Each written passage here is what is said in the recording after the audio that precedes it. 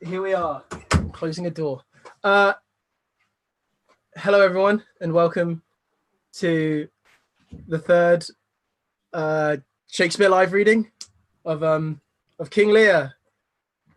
Thank you, everyone, for joining us. This is very exciting. I'm trying to act very calm right now, but I did just spend the past 10 minutes stressing over the fact that Zoom wouldn't connect to YouTube. Anyways, this is our wonderful cast, and why don't we just introduce ourselves? Hello, I'm Zoe Pearson, and I'll be reading for Kent. Hi, I'm Matthew McGoldrick, and I'll be reading for Gloucester. Hi, I'm Jack Reilly, and I'll be playing Edmund. Hi, I'm Ethan Reid, and I'll be reading King Lear. Hello, I'm Rowan Thorne, and I'll be reading for Cornwall. Hello, I'm Kiran Raywilliams. I'll be reading for Albany. Hello, I'm Lucy Donnelly, and I'll be reading for Goneril. Hi, I'm Hannah Redfern, and I'll be reading for Regan. Hi, I'm Abbey Parton, and I'll be reading for Cordelia. Hi, I'm Harry, and I'll be reading for the Fool, King of France, Old Man and Gentleman.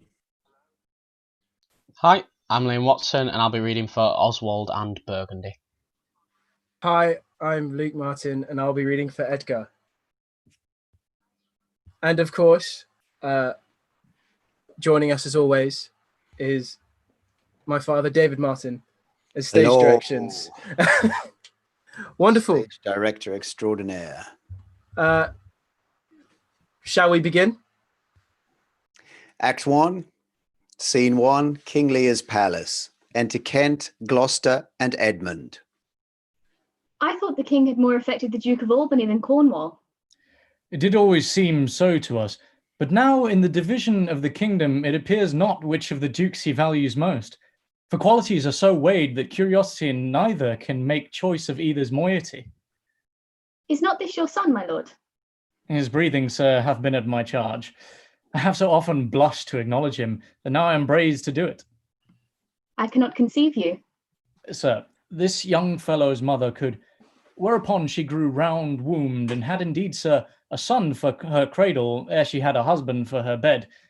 Do you smell a fault? I cannot wish the fault undone, issue of it being so proper.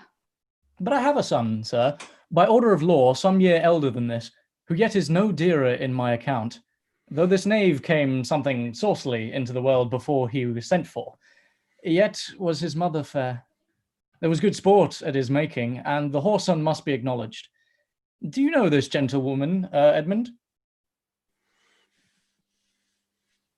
No, my lord.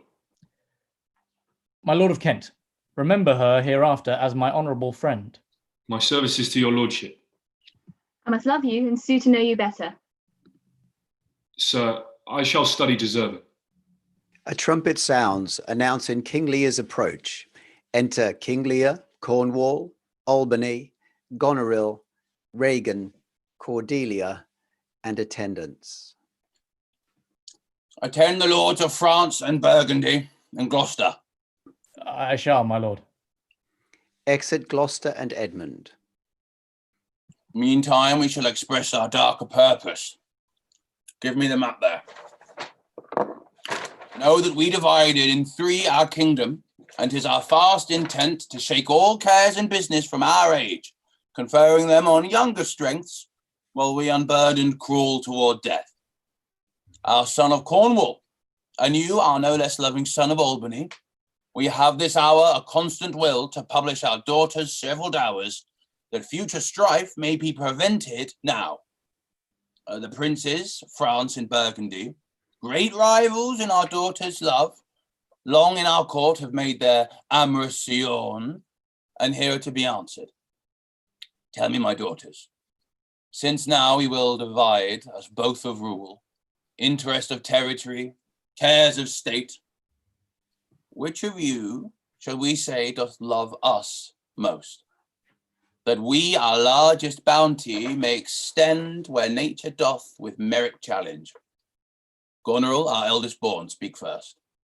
Sir, I love you more than words can wield the matter. Dearer than eyesight, space and liberty, beyond what can be valued rich or rare. No less than life with grace, health, beauty, honour. as much as a child e'er loved or father found, a love that makes breath poor and speech unable. Beyond all manner of so much, I love you. Of all these bounds, even from this line to this line, with shadowy forests and with champagnes rich, with plenteous river and wide-skirted meads, we make thee lady. To thine and Albany's issue be this perpetual.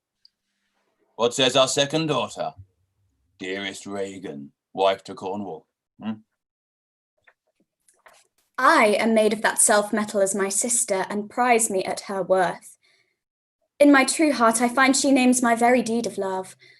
Only she comes too short, that I profess myself an enemy to all other joys which the most precious square of sense possesses, and find I am alone, felicitate in your dear highness's love. To thee and thine hereditary ever remain this ample third of our fair kingdom, no less in space, validity, and pleasure than that conferred on Goneril. Now, our joy, although the last not least, to whose young love the vines of France and milk of Burgundy strive to be interest. What can you say to draw a third more opulent than your sisters? Speak. Nothing, my lord. Nothing. Nothing. Nothing will come of nothing. Speak again. Unhappy that I am, I cannot heave my heart into my mouth. I love your majesty according to my bond, nor more nor less. How? How, Cordelia? Mend your speech a little, lest it may mar your fortunes. Good my lord, you have begot me, bred me, loved me. I return those duties back as are right fit, obey you, love you, and most honour you. Why have my sisters husbands if they say they love you all? Happily, when I shall wed, that lord whose hand might take my plight shall carry half my love with him, half my care and duty. Sure, I shall never marry like my sisters. But goes thy heart with this? Aye, good my lord. So young and so untender. So young, my lord, and true. Let it be so. Thy truth then be thy dower. For by the sacred radiance of the sun, the mysteries of Hecate and the night, by all the operation of the orbs from whom we do exist and cease to be, here I disclaim all my parental care, propinquity and property of blood, and as a stranger to my heart and me, hold thee from this forever. My liege. Peace, Kent. Come not between the dragon and his wrath.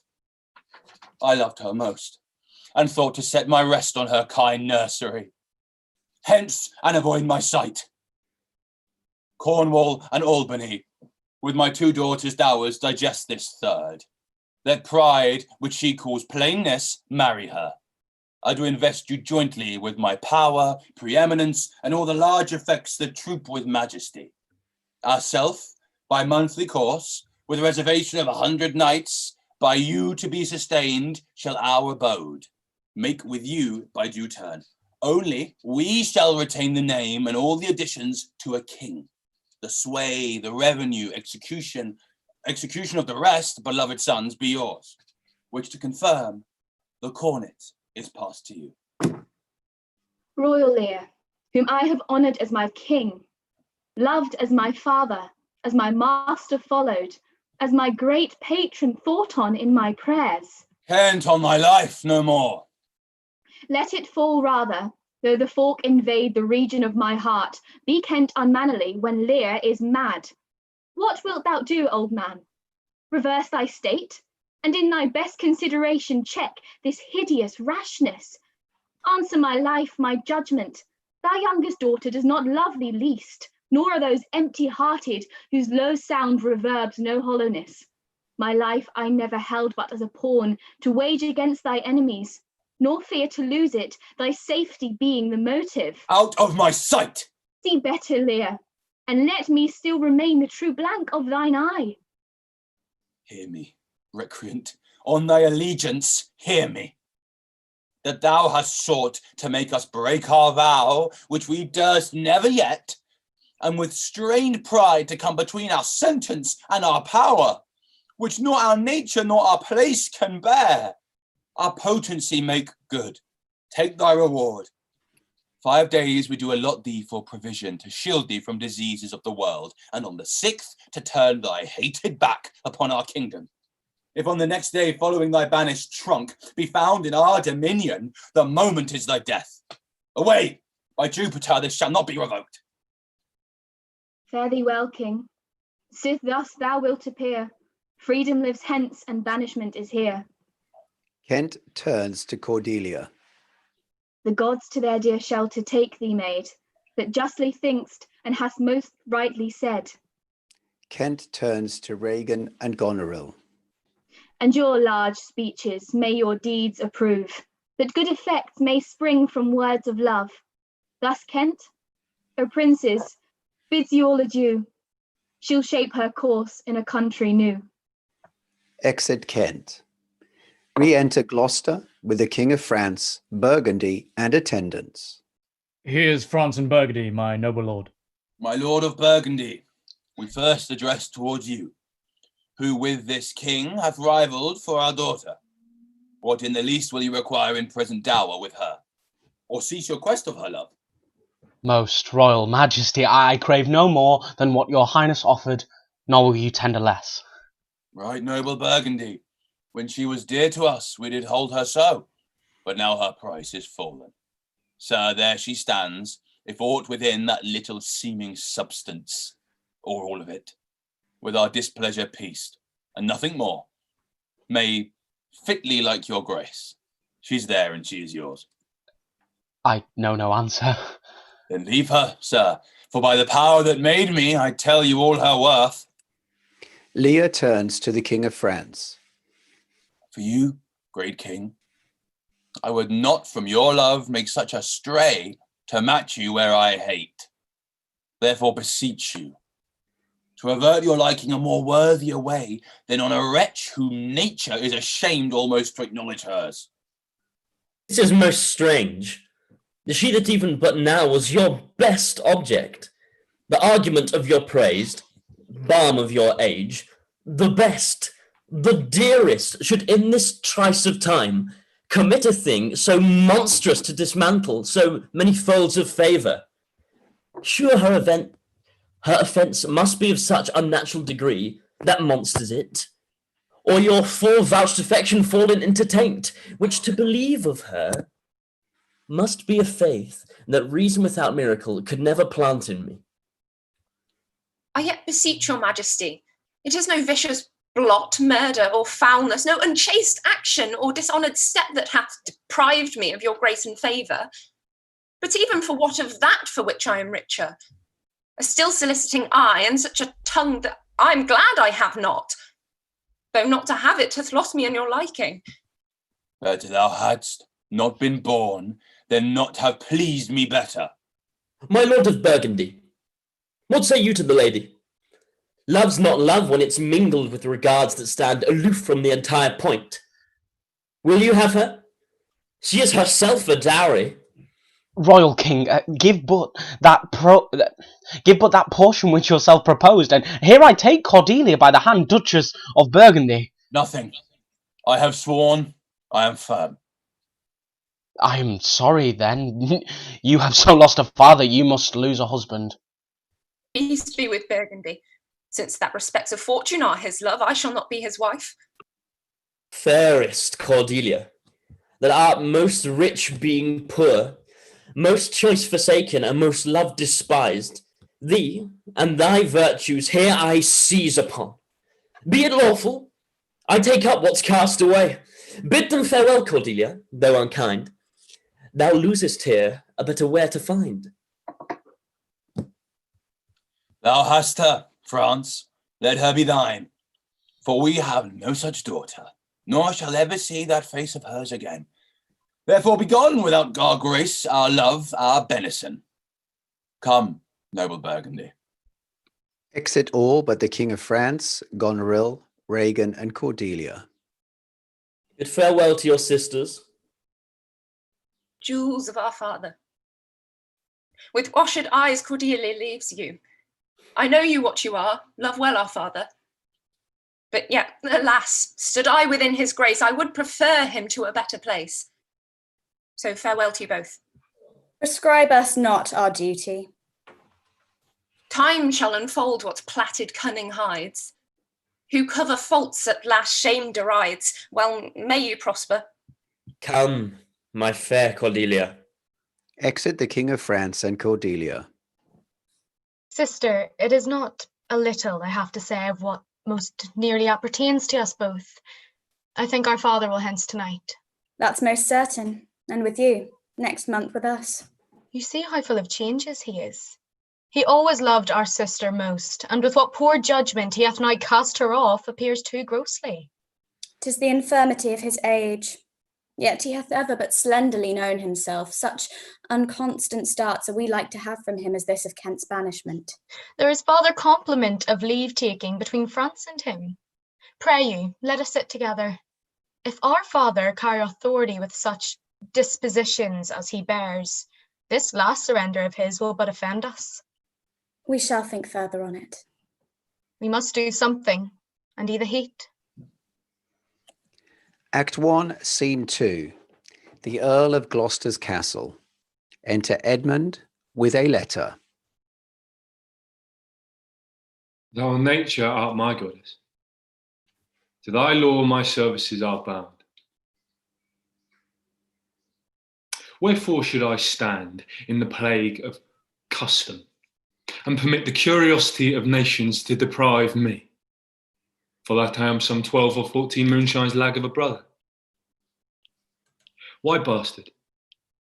Wherefore base?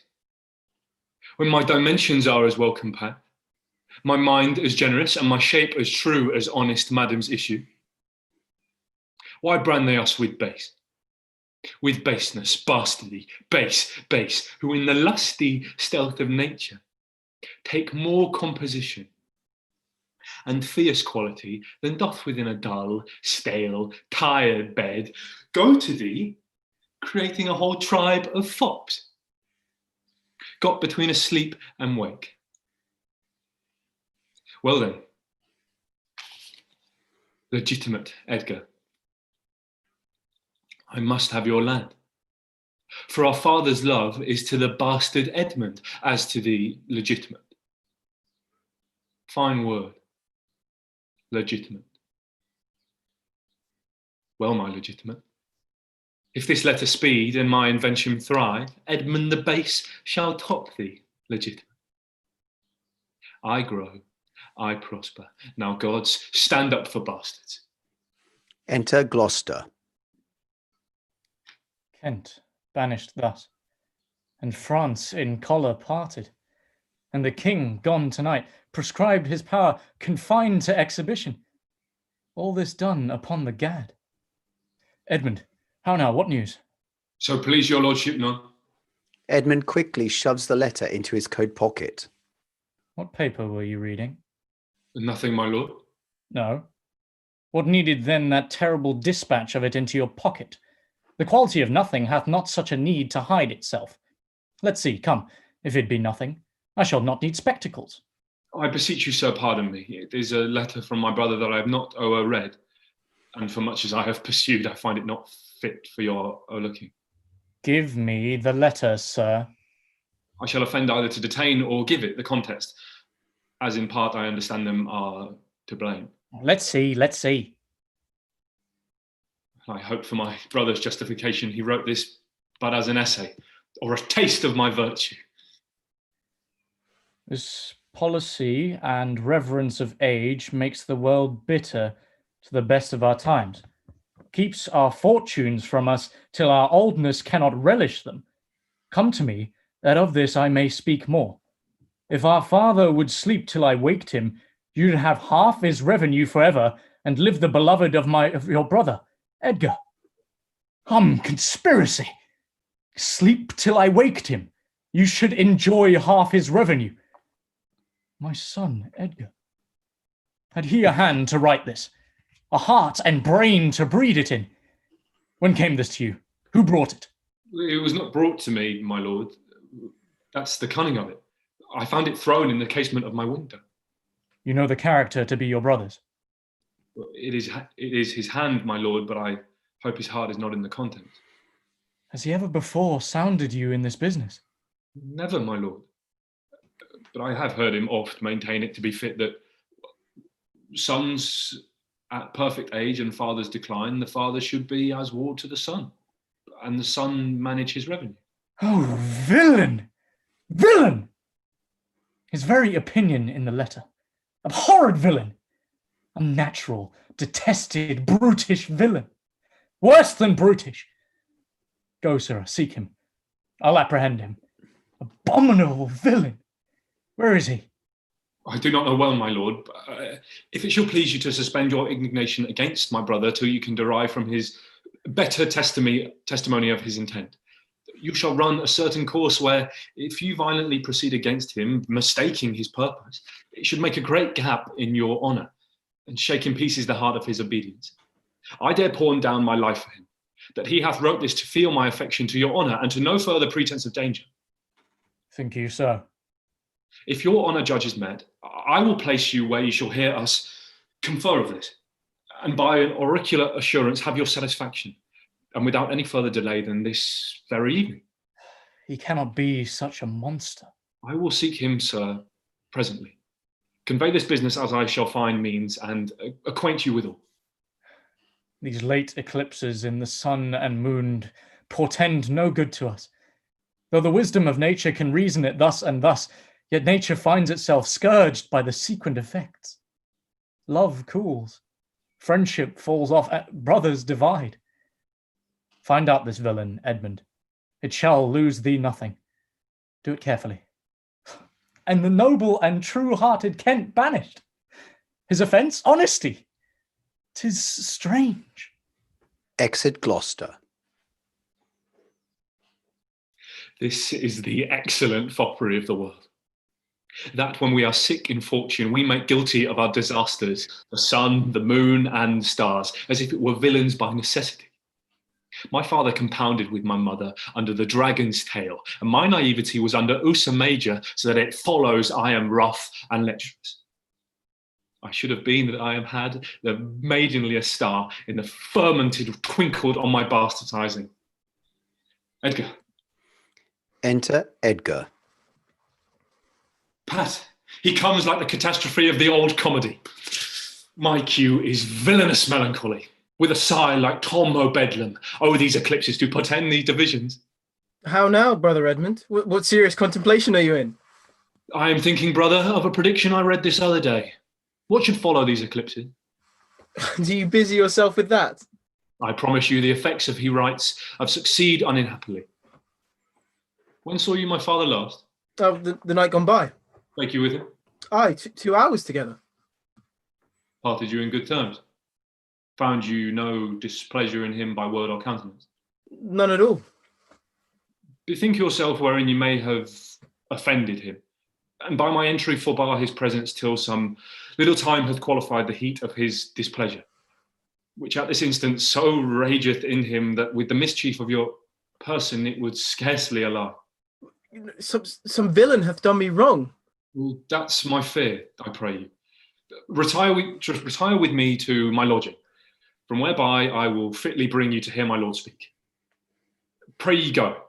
There's my key. If you do stir aboard, go armed. Armed, brother? Brother, I advise you to the best. I am no honest man if there be any good meaning towards you. I have told you what I have seen and heard, but faintly, nothing like the image and horror of it. Pray you, away. Shall I hear from you anon? I do serve you in this business. Exit Edgar. A credulous father and a brother noble, whose nature is so far from doing harms that he suspects none, on whose foolish honesty my practices ride easy. I see the business. Let me, if not by birth, have lands by wit, or with me meets that I can fashion fit. Act 1, Scene 3. The Duke of Albany's palace. Enter Goneril and her steward, Oswald. Did my father strike my gentleman for chiding of his fool? By day and night he wrongs me. Every hour he flashes into one gross crime or other that sets us all at odds. I'll not endure it. His nights grow riotous, and himself upbraids us on every trifle. When he returns from hunting, say I'm sick. If you should come slack of former services, you shall do well. The fault of it I'll answer.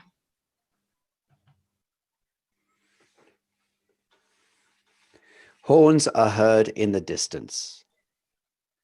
Put on what weary negligence you please. You and your fellows, I'd have it come to question. If he dislike it, let him to our sister, whose mind and mine, I know in that are one. Remember what I've said. Well, madam. And let his knights have colder looks among you. What grows of it no matter, advise your fellows so. I'll write straight to my sister to hold my course. Prepare for dinner. Act 1, Scene 4. Outside the Duke of Albany's palace. Enter Kent, disguised. If but as well I other accents borrow, that can my speech diffuse, my good intent may carry through itself to that full issue for which I raise my likeness.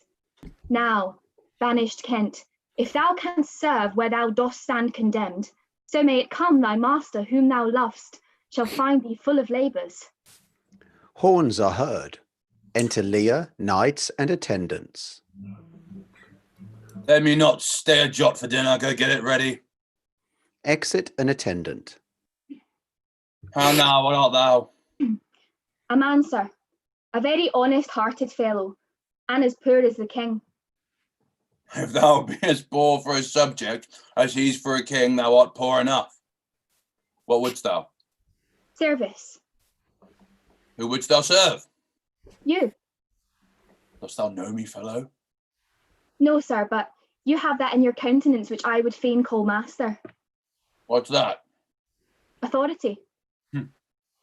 What services canst thou do? I can keep honest counsel, ride, run, mar a curious tale in telling it, and deliver a plain message bluntly. That which ordinary men are fit for, I am qualified in, and the best of me is diligence. Well, follow me. Thou shalt serve me. If I like thee no worse after dinner, I'll not part from thee yet. Dinner, ho! Dinner! Where's my knave, my fool? Go you and call for him thither. Exit an attendant. Enter Oswald. You, sirrah, where's my daughter? So please you. Exit Oswald. What says the fellow there? Call the clot pole back. Exit a knight. Where's my fool, ho? I think the world's asleep. Re-enter Oswald, dragged in by the knight. Oh, you, sir, you come hither, sir. Who am I, sir? My lady's father. My lady's father. My lord's knave. Your horse and dog, you slave, you cur. I'm none of these, my lord. I beseech your pardon. Do you bandy looks with me, you rascal? Lear strikes Oswald. I'll not be strucken, my lord. Come, sir, away. I'll teach you differences. Away, away. If you will measure your lubber's length again, tarry, but away go to. Have you wisdom? So. Kent pushes Oswald away, who retreats back into the palace. Now, my friendly knave, I thank thee. There's earnest of thy service. Lear gives Kent money. Enter the fool. Let me hire him too. Here's my coxcomb. The fool offers Kent his cap. My pretty knave, how dost thou? Sirrah, I'll tell thee a speech. Do. Mark it, nuncle. Have more than thou showest. Speak less than thou knowest. Then less than thou owest, ride more than thou goest. Learn more than thou trowest. Set less than thou throwest. Leave thy drink and thy whore, and keep in a door, and thou shalt have more than 2 tens to a score. This is nothing. Fool. Then 'tis like the breath of an unfeed lawyer. You gave me nothing for it. Can you make no use of nothing, nuncle? Why, no, boy. Nothing can be made of nothing. Prithee, tell him, so much the rent of this land comes to, he'll not believe a fool. A bitter fool? Dost thou know the difference, my boy, between a bitter fool and a sweet one? No, lad, teach me. Nuncle, give me an egg, and I'll give thee 2 crowns. What 2 crowns shall they be? Why, after I have cut the egg in the middle and eat up the meat, the 2 crowns of the egg, when thou clovest thy crown in the middle and gavest away both parts, thou borest thy ass on the back o'er the dirt. Thou hadst a little wit in thy bald crown when thou gavest thy golden one away. If I speak like myself in this, let me be whipped that first finds it so.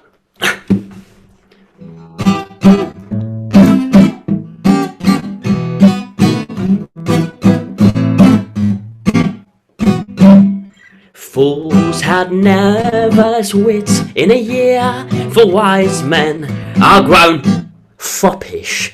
They know not when their wits to aware, their manners are so outlandish.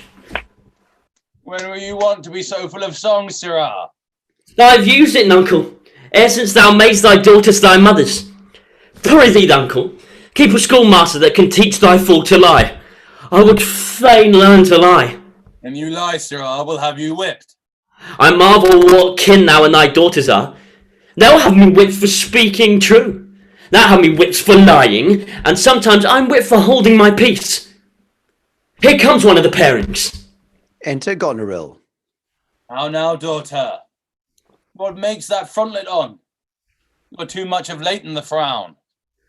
Thou wast a pretty fellow when thou had no need to care for her frowning. Now thou art, oh, what a figure! I am better than thou art now. I am a fool, thou art nothing. Not only, sir, this your all-licensed fool, but other of your insolent retinue, do hourly carp and quarrel, breaking forth in rank, and not to be endured riots, sir. I had thought by making this well known unto you to have found a safe redress. But now I grow fearful, by what yourself too late have done and spoke, that you protect this course and put it on by your alliance. Which if you should, the fault would not scape censure, nor the redress sleep, which in the tender of a wholesome weal might in their working do you that offence, which else were shame, that then necessity will call discreet proceeding. Are you our daughter? I would you would make use of that good wisdom, whereof I know you are fraught, and put away these dispositions that of late transform you from what you rightly are. May not an ass know when the cart drives the horse? Doth any here know me? This is not Lear. Doth Lear walk thus, speak thus? Where are his eyes? Who is this that can tell me who I am? Lear's shadow. Your name, fair gentlewoman. Oh, this admiration, sir, is much of the saviour of other your new pranks. I do beseech you to understand my purposes aright. As you are old and reverend, you should be wise. Here do you keep 100 knights and squires, men so disordered, so debauched and bold, that this, our court, infected with their manners, shows like a riotous inn. Epicurism and lust make it more like a tavern or a brothel than a graced palace. Darkness and devils! Saddle my horse, call my train together. Degenerate bastard! I'll not trouble thee, yet I have left a daughter. You strike my people, and your disordered rabble make servants of their betters. Enter Albany. Oh, sir, are you come?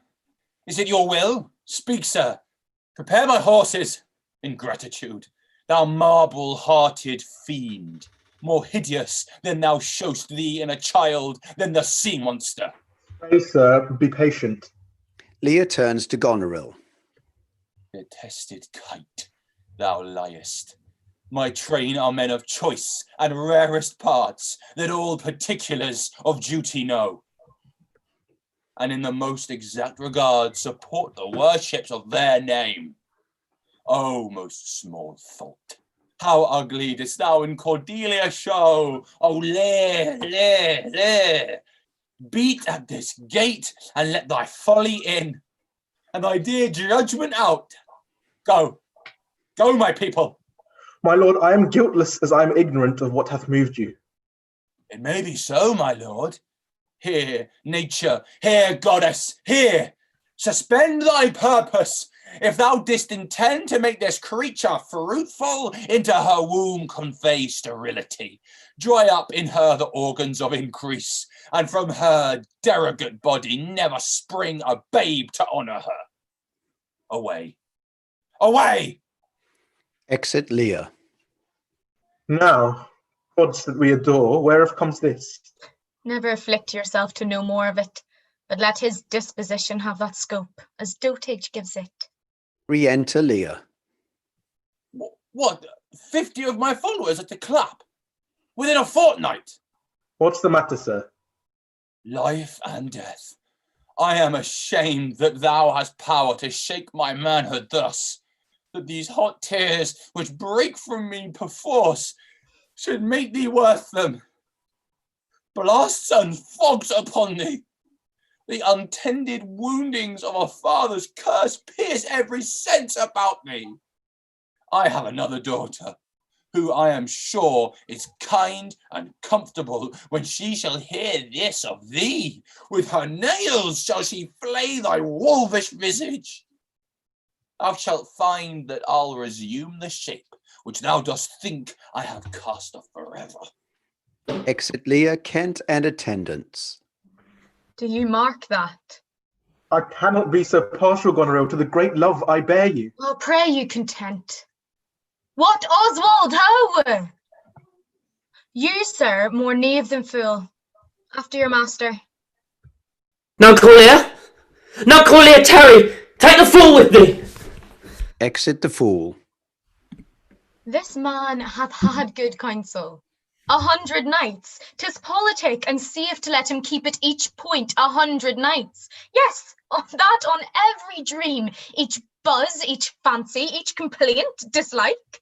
He may guard his dotage with their powers and hold our lives in mercy. Oswald, I say! Well, you may fear too far. Safer than trust too far. Let me still take away the harms I fear, not fear still to be taken. I know his heart. What he hath uttered I have writ my sister, if she sustain him and his 100 knights, when I have showed the unfitness. Re-enter Oswald. How now, Oswald? What, have you writ that letter to my sister? Aye, madam. Take you some company, and away to horse.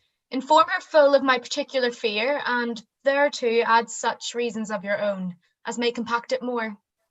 Get ye gone, and hasten your return. Exit Oswald. No, no, my lord. This milky gentleness and course of yours, though I condemn it not, yet under pardon you're much more at task for want of wisdom than praised for harmful mildness. Act 1, Scene 5. On a road. Enter Lear, Kent, and the fool. Go you before to Gloucester with these letters. Acquaint my daughter no further with anything you know than comes from her demand out of the letter. If your diligence be not speedy, I shall be there for you. I will not sleep, my lord, till I have delivered your letter. Exit Kent. The man's brains are in his heels. We're not danger to the kipes. Aye, boy. Then I prithee be merry. Thy wit shall ne'er go slipshod. Canst tell how an oyster makes his shell? No. Nor I neither. But I can tell why a snail has a house. Why? Why, to put head in. Not to give away to his daughters and leave his horns without a case. If that were my fault, uncle, I had thee beaten for being old before thy time. How's that? Thou shouldst not have been old till thou hadst been wise.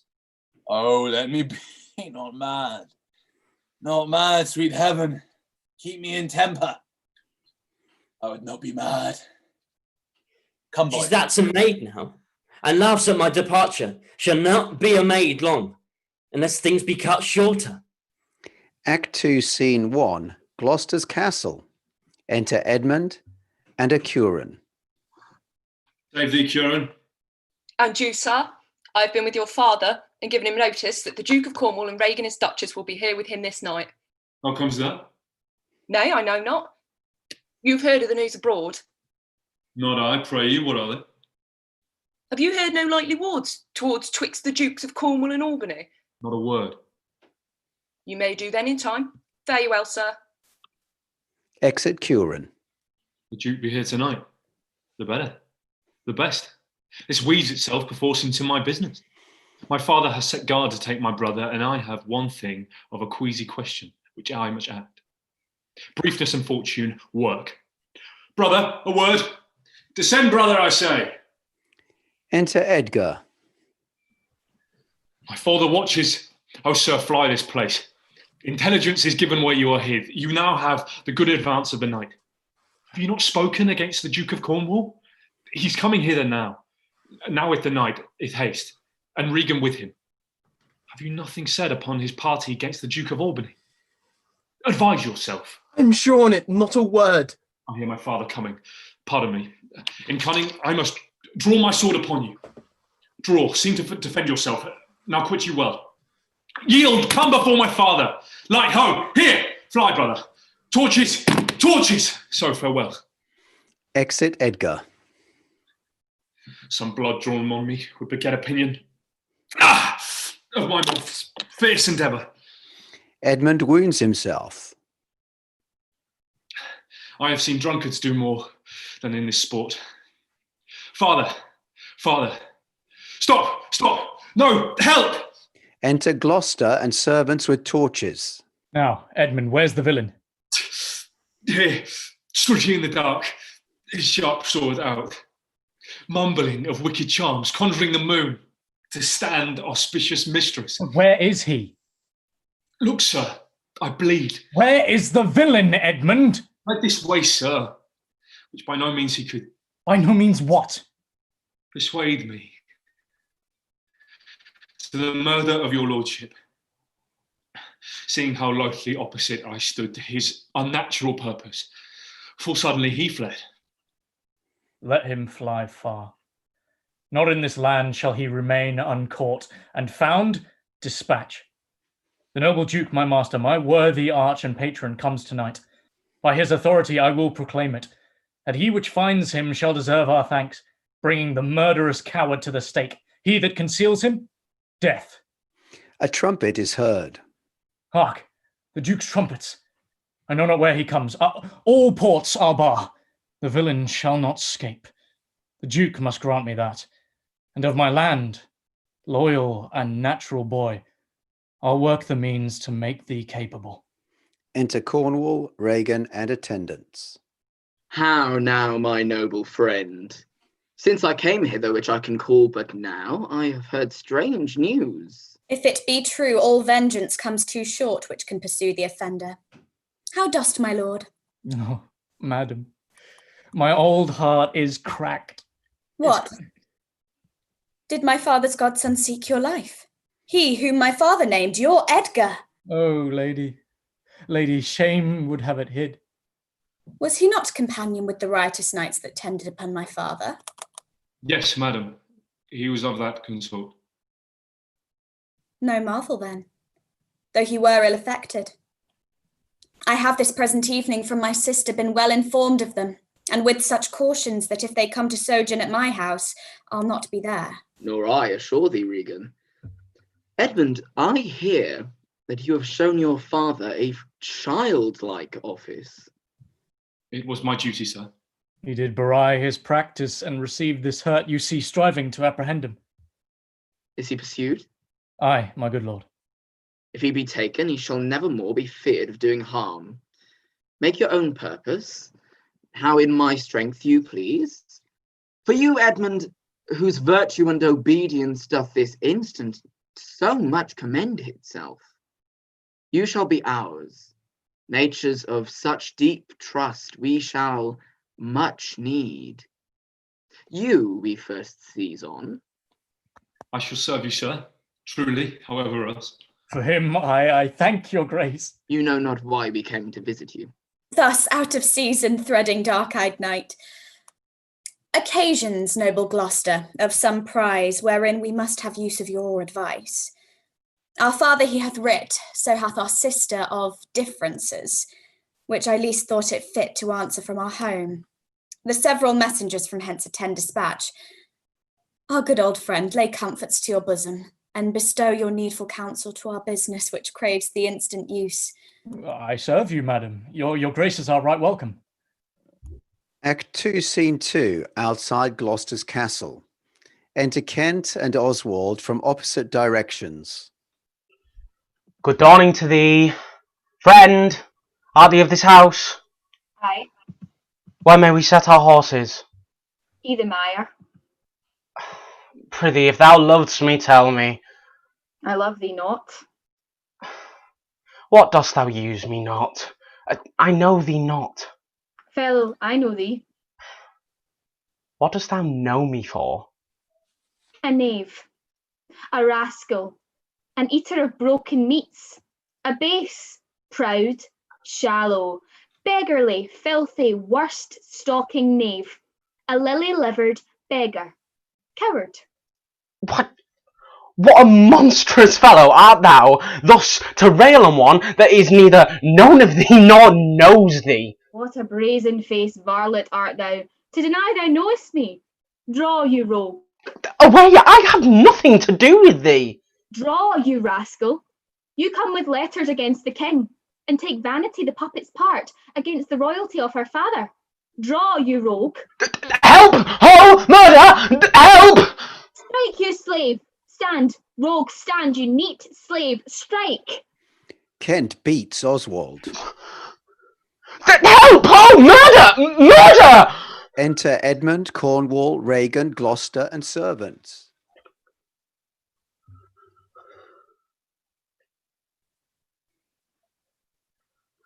Keep peace upon your lives. He dies that strikes again. What is the matter?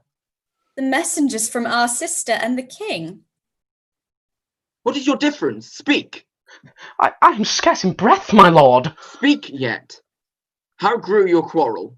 This ancient ruffian, sir. My lord, if you will give me leave, I will tread this unbolted villain into mortar and daub the walls of a Jakes with him. Peace, sirrah.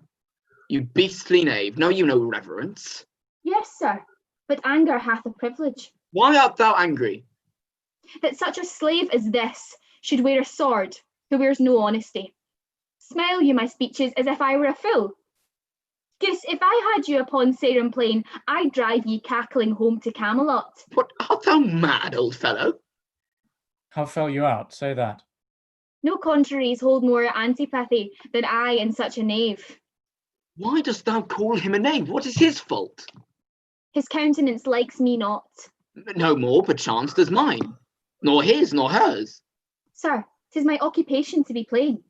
I have seen better faces in my time than stands on any shoulder that I see before me at this instant. This is some fellow who, having been praised for bluntness, doth affect a saucy roughness, and constrains the garb quite from his nature. He cannot flatter, he, an honest mind and plain. He must speak truth. What was the offence you gave him? I never gave him any. It pleased the king, his master, very late to strike at me upon his misconstruction, when he, conjunct and flattering his displeasure, tripped me behind, being down, insulted, railed, and put upon him such a deal of man that worthied him. Got praises of the king for him attempting, who was self-subdued, and in the flesh of this dread exploit drew on me here again. None of these rogues and cowards but Ajax is their fill. Fetch forth the stocks. You stubborn, ancient knave, you reverend braggart. We'll teach you. Sir, I am too old to learn. Call not your stocks for me, I serve the king, on whose employment I was sent to you. You shall do small respect, show too bold malice against the grace and person of my master, stalking his messenger. Fetch forth the stocks. As I have life and honour, there she shall sit till noon. Till noon? Till night, my lord, and all night too. Why, madam, if I were your father's dog, you should not use me so. Sir, being his knave, I will. This is a fellow of the self-same colour our sister speaks of. Come, bring away the stocks. Servants bring out the stocks. Let me beseech your grace not to do so. The king, his master, must take it ill that he so slightly valued in his messenger should have him thus restrained. I'll answer that. My sister may receive it much more worse to have her gentleman abused, assaulted. Kent is put in the stocks. Come, my good lord, away. Exit all but Gloucester and Kent. I am sorry for thee, friend. 'Tis the Duke's pleasure, whose disposition all the world well knows will not be rubbed nor stopped. I'll entreat for thee. Pray do not, sir. I have watched and travelled hard. Sometime I shall sleep out. The rest I'll whistle. A good man's fortune may grow out at heels. Give you good morrow. And the Duke's to blame in this. 'Twill be ill taken. Exit Gloucester. Good king, that must approve the common soul, thou out of heaven's benediction comes to the warm sun. Approach, thou beacon to this underglobe, that by the comfortable beams I may peruse this letter. Nothing almost sees miracles but misery. I know 'tis from Cordelia, who hath most fortunately been informed of my obscured course, and shall find time from this enormous state, seeking to give losses their remedies. All weary and all watched, take vantage, heavy eyes, not to behold this shameful lodging. Fortune, good night. Smile once more. Turn thy wheel. Kent falls asleep. Act 2, Scene 3, a wood. Enter Edgar. I heard myself proclaimed, and by the happy hollow of a tree escaped the hunt. No port is free, no place. That guard and most unusual vigilance does not attend my taking. Whilst I may escape, I will preserve myself, and am bethought to take on the basest and poorest shape that ever penury and contempt of man brought near to beast. My face I'll grime with filth, blanket my loins, all my hair in knots, and with presented nakedness outface the winds and persecutions of the sky. Oh, this country gives me proof and precedent of bedlam beggars who with roaring voices strike in their numb and mortified bare arms, pins, wooden pricks, nails, sprigs of rosemary, and with this horrible object from low farms, poor pelting villages, sheepcotes and mills, sometimes with lunatic bands and sometimes with prayers, enforce their charity. Poor Turley, God! Poor Tom! Oh, that's something yet. Edgar, I nothing am. Act 2, Scene 4, outside Gloucester's castle. Kent sleeps in the stocks. Enter Lear and the fool. 'Tis strange that they should so depart from home and not send back my messenger. Hail to thee, noble master. Huh? Makes thou this shame thy pastime? No, my lord. He wears cruel garters. Horses are tied up by heads, dogs and bears by the neck, monkeys by the loins, and men by their legs. When a man's over lusty at legs, then he wears wooden nether socks. What's he that hath so much thy place mistook to set thee there? It is both he and she, your son and daughter. No, Yes, no, they would not. yes, they have. They durst not do it. They could not, would not do it. 'Tis worse than murder to do upon respect such violent outrage. Resolve me with all modest haste which way thou mightst deserve, or that they impose this usage coming from us. My lord, when at their home I did commend your highness's letter to them, ere I was risen from the place that showed my duty kneeling, came there a reeking post, stewed in his haste, half breathless panting forth from Goneril, his mistress's salutations, delivered letters, spite of intermission, which presently they read, on whose contents they summoned up their meaning, straight took horse, commanded me to follow and attend the leisure of their answer, gave me cold looks, and meeting here the other messenger, whose welcome I perceived has poisoned mine, being the very fellow that of late displayed so saucily against your highness, having more man than wit about me, drew. He raised the house with loud and cowardice cries. Your son and daughter found this trespass worth the shame which here it suffers. Oh, how this mother swells up toward my heart. Hysteria passio, down. Thou climbing sorrow, my elements below. Where is this daughter? With the Earl, sir, here within. Follow me not, stay here. Exit Lear. How chance the king comes with so small a number? And thou hast been set in the stocks for that question. Thou'st well deserved it. Why, fool? We'll set thee to a school to an aunt to teach there. There's no labouring in the winter. All that follow their noses are led by their eyes but blind men, and is not a nose among 20 but can smell that's stinking. Let go thy hole when a great wheel runs down a hill, lest it break thy neck with following. But the great one that goes upward, let him draw thee after. When a wise man gives thee better counsel, give me mine again. I would have none but knaves follow it, since a fool gives it. Where learned you this, fool? Not in the stocks, fool. Re-enter King Lear with Gloucester. Deny to speak with me. They are sick. They are weary. They have travelled all the night. Mere fetches. The images of revolt and flying off. Fetch me a better answer. My dear lord, you know the fiery quality of the Duke, how unremovable and fixed he is in his own course. Vengeance, plague, death, confusion, fiery. What quality? Why, Gloucester, I speak with the Duke of Cornwall and his wife. Well, my good lord, I have informed them so. Informed them. Dost thou understand me, man? Aye, my good lord. The king would speak with Cornwall. The dear father with his daughter speak, commands, tends, service. Are they informed of this? My breath and blood, death on my state, wherefore should sit he here? This act persuades me that this remotion of the Duke and her is practice only. Give me my servant forth. Go tell the Duke and wife I'd speak with them.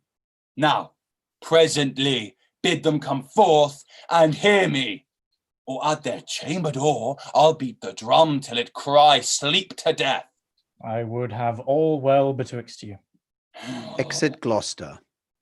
My heart, my rising heart, but down. Enter Cornwall, Regan, Gloucester, and servants. Good morrow to you both. Hail to your grace. Kent is set free. I am glad to see your highness. Regan, I think you are. I know what reason I have to think so. If thou shouldst not be glad, I would divorce me from thy mother's womb, sepulchring an adulteress. I can scarce speak to thee. Thou not believe how depraved a quality. Oh, Regan. I pray you, sir, take patience. I have hope you less know how to value her desert than she to scant her duty. Say, how's that? I cannot think my sister in the least would fail her obligation.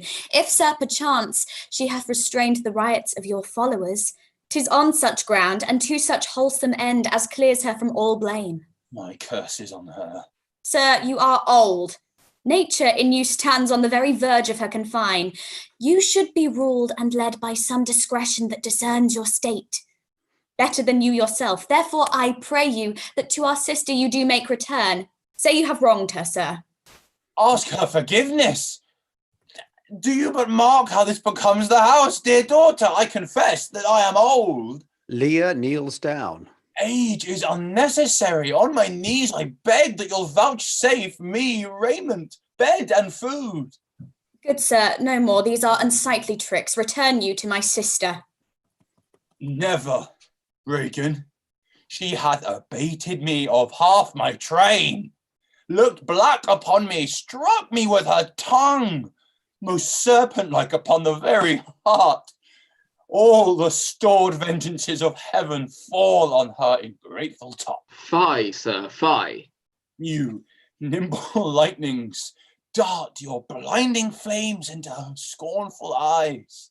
Infect her beauty, you fen-sucked fogs, drawn by the powerful sun to fall and blast her pride. Oh, the blessed gods, so will you wish on me when the rash mood is on? No, Regan, thou shalt never have my curse. Thy tender-hefted nature shall not give thee over to harshness.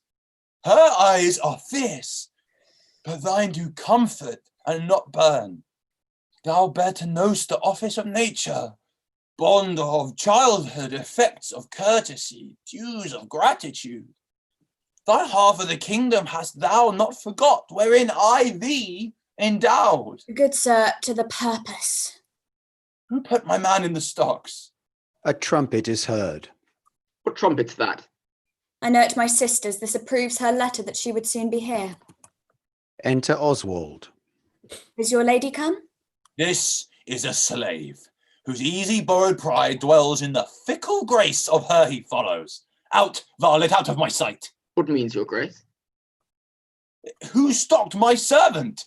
Regan, I have good hope thou didst not know on it. Who comes here? Ah, heavens. Enter Goneril. Ah, not ashamed to look upon this beard. Oh, Regan, wilt thou take her by the hand? Why not by the hand, sir? How have I offended? All's not offence that indiscretion finds, and dotage terms so. Oh, sides, you are too tough. Will you hold on yet? How came my man in the stocks? I set him there, sir, but his own disorders deserved much less advancement. You? Did you? I pray you, father, being weak, seem so. If till the expiration of your month you will return and sojourn with my sister, dismissing half your train, come then to me. I am now from home and out of that provision which shall be needful for your entertainment. Return to her? And 50 men dismissed?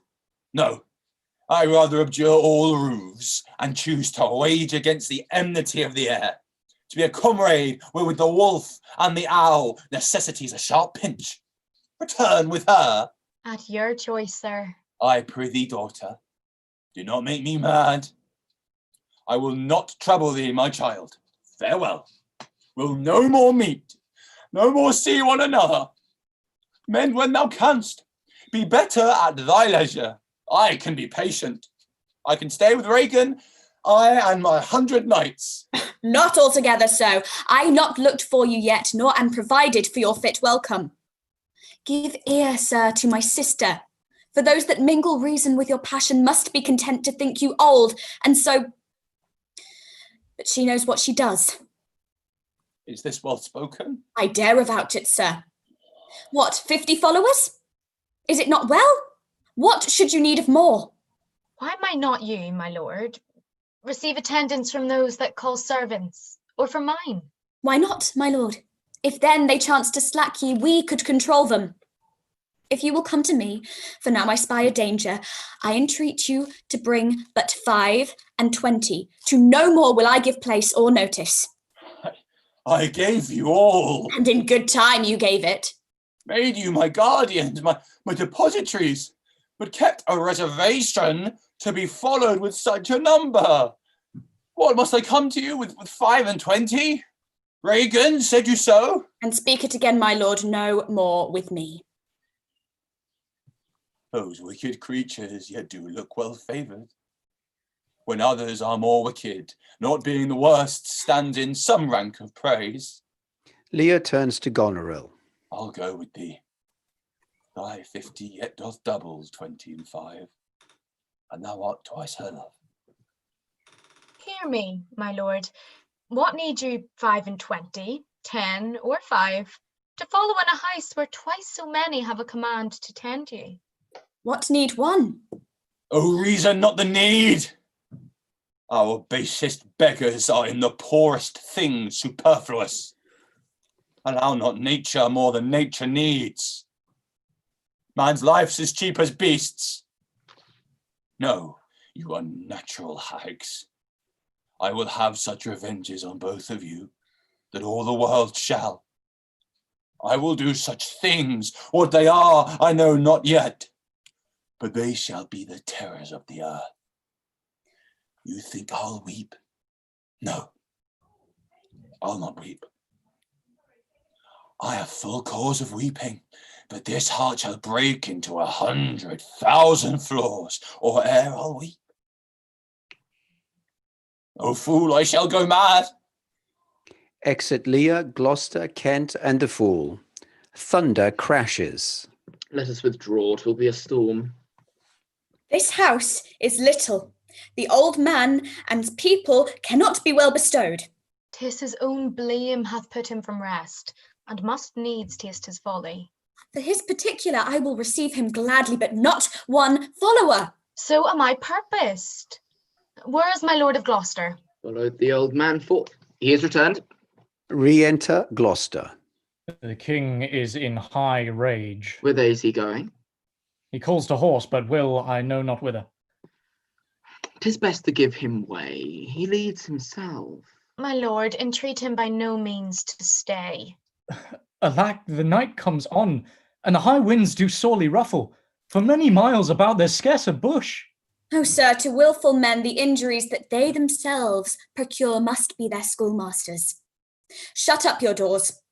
He is attended with a desperate train, and what they may incense to him, being apt to have his ear abused, wisdom bids fear. Shut up your doors, my lord. 'Tis a wild night. My Regan counsels well. Come out of the storm. Act 3, Scene 2. A heath. The storm rages on. Enter Lear and the Fool. Blow winds and crack your cheeks. Rage, blow, you cataracts and hurricanos. Spout till you have drenched our steeples, drowned the cocks. You sulphurous and thought-executing fires, vaunt couriers to oak-cleaving thunderbolts, singe my white head, and thou all shaking thunder smite flat the thick rotundity of the world. Crack nature's moulds, all germens spill at once, then make ingrateful man. Oh, nuncle, court holy water in a dry house is better than this rain waters out a door. Good nuncle, in and ask thy daughter's blessing. Here's a knight's pities, neither a wise man nor a fool. Rumble thy belly full, spit fire, spout rain, nor rain, wind, thunder, fire are my daughters. I tax not you, you elements, with unkindness. I never gave you kingdom, called you children. You owe me no subscription. Then let fall, you horrible pleasure. Here I stand your slave. A poor, infirm, weak, and despised old man.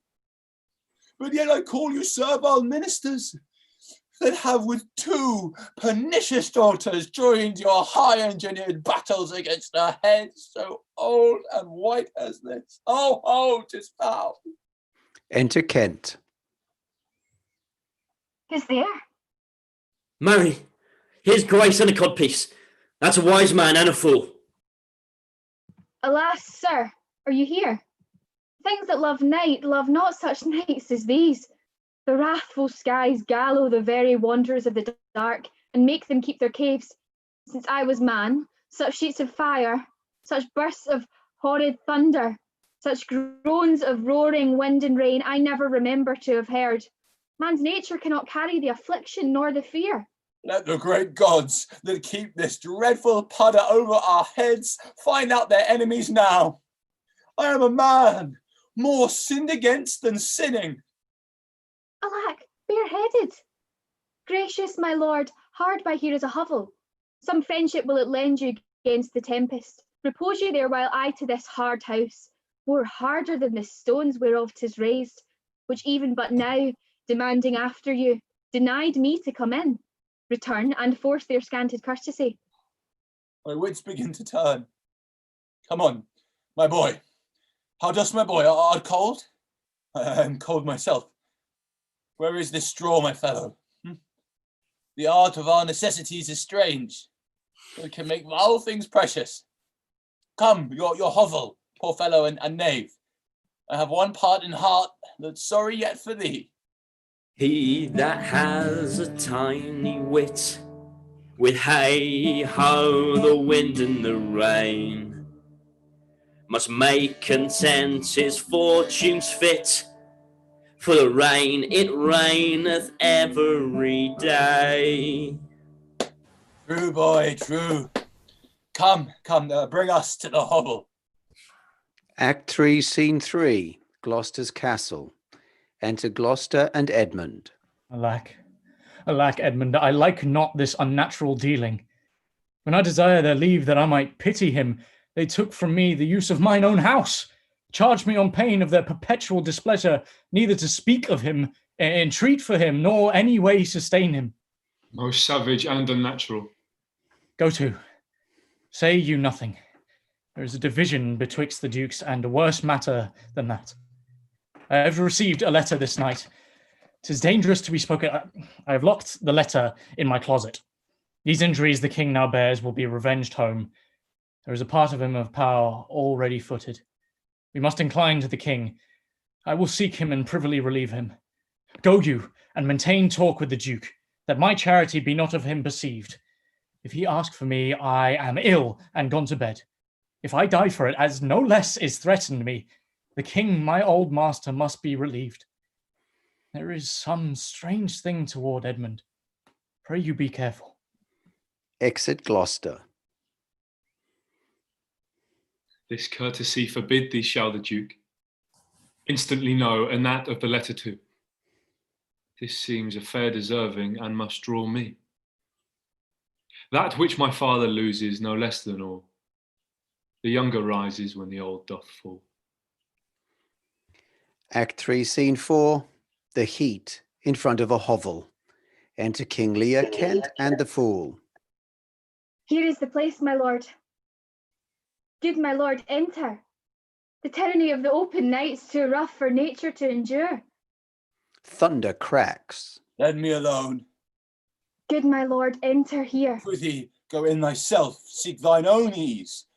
This tempest will not give me leave to ponder on things would hurt me more.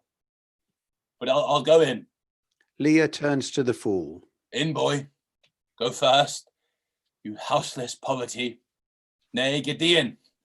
I'll pray, and then I'll sleep. The Fool crawls into the hovel. Poor naked wretches. Wheresoever you are, that by the pelting of this pitiless storm, how shall your houseless heads and unfed sides, your looped and windowed raggedness, defend from the seasons such as these? Oh, I that have ta'en too little care of this. Take physic, pomp, exposure thyself to feel what wretches feel, that thou mayst shake the superflux to them, and show the heavens more just. Edgar can be heard from within the hovel. Fathom and a half. Fathom and a half, poor Tom. The Fool runs out from the hovel. Come not in here, uncle. He's a spirit. Help me. Help me. Give me thy hand. Who's in there? A spirit. A spirit. He says his name's poor Tom. What art thou that dost grumble there i' the straw? Come forth. Enter Edgar, disguised as a madman. Away! The foul fiend follows me. Through the sharp hawthorn blows the cold wind. Go to thy cold bed and warm thee. Didst thou give all to thy two daughters? And art thou come to this? Oh, who gives anything to poor Tom? Bless thy 5 wits. Oh, poor Tom's a cold. Oh, doody. Bless thee from whirlwinds, star blasting and taken. Do poor Tom some charity, whom the foul fiend vexes. There, could I have him now? And there again, and there. Thunder cracks. What, have his daughters brought him to this pass? Couldst thou say nothing? Didst thou give them all? Nay, he reserved a blanket, else we'd all been shamed. Now all the plagues that in the pendulous air hang fated over men's faults light on thy daughters. He hath no daughters, sir. Death, traitor! Nothing could have subdued nature to such a lowness but his unkind daughters. Pillicock sat on Pillicock Hill. This cold night will turn us all fools and madmen. Oh, take heed of the foul fiend. Obey thy parents. Keep thy words justice, swear not. Commit not with man's sworn spouse. Set not thy sweetheart on proud array. 4 times of gold. What hast thou been? A servant man, proud in heart and mind. That curled my hair, wore gloves in my cap, served the lust of my mistress' heart, and did the act of darkness with her, swore as many oaths as I spake words, and broke them in the sweet face of heaven. One that slept in the contriving of lust, and waxed to do it. Wine I love deeply, dice dearly, false of heart, light of ear, bloody of hand, hog in sloth, fox in stealth, wolf in greediness, dog in madness, lion in prey. Let not the creaking of shoes nor the rustling of silks betray thy poor heart to women. Keep thy foot out of brothels, thy hands out of plackets, thy pens from lenders' books, and defy the foul fiend.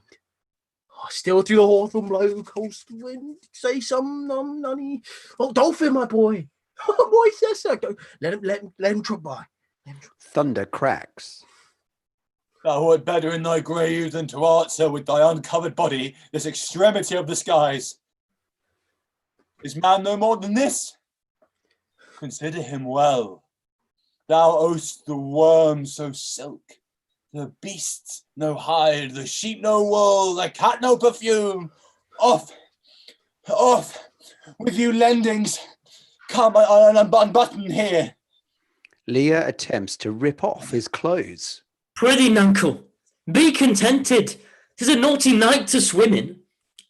Look, here comes a walking friar. Enter Gloucester with a torch. Oh, this is the foul fiend, flibbit of gibbet. How fares your grace? What's he? Who's there? What is it you seek? What are you there? Your names? Poor Tom, who had 3 suits to his back and 6 shirts to his body, horse to ride, weapon to wear, but mice and rats and such more dear have been Tom's food for 7 long year. Beware my follower, peace, smoking, peace, thou foul fiend. What, hath your grace no better company? Oh, what a prince of darkness is a gentleman. Modor he's called, and Mayhew. Our flesh and blood, my lord, is grown so vile that it doth hate what gets it. Oh, poor Tom's a cold. Go in with me. My duty cannot suffer to obey in all your daughter's hard commands. Though their injunction be to bar my doors and let this tyrannous night take hold upon you, yet have I ventured to come seek you out and bring you where both fire and food is ready. First, let me talk with this philosopher. What is the cause of thunder? Good, my lord, take his offer. Go into the house. I'll talk a word with the same learned Theban. What is your study? Know how to prevent the fiend and kill the vermin. Let me ask you one word in private. Importune him once more to go, my lord. His wits begin to unsettle. Canst thou blame him? Thunder cracks. His daughters seek his death. Ah, that good Kent. She said it would be thus, poor banished woman. Thou sayest the king grows mad. I'll tell thee, friend, I am almost mad myself. I had a son, not outlawed from my blood. He sought my life but lately, very late. I loved him, friend. No father his son dearer. True to tell thee, the grief hath crazed my wits. What a night's this. I do beseech your grace. Oh, cry your mercy, sir. Noble philosopher, your company. Oh, Tom's a cold. In fellow, there, into the hovel. Keep thee warm. Come, let's all in. This way, my lord. With him, I will keep still with my philosopher. Good, my lord. Soothe him. Let him take the fellow. Take him, you on. Sarah, come on, go along with us. Come, good Athenian.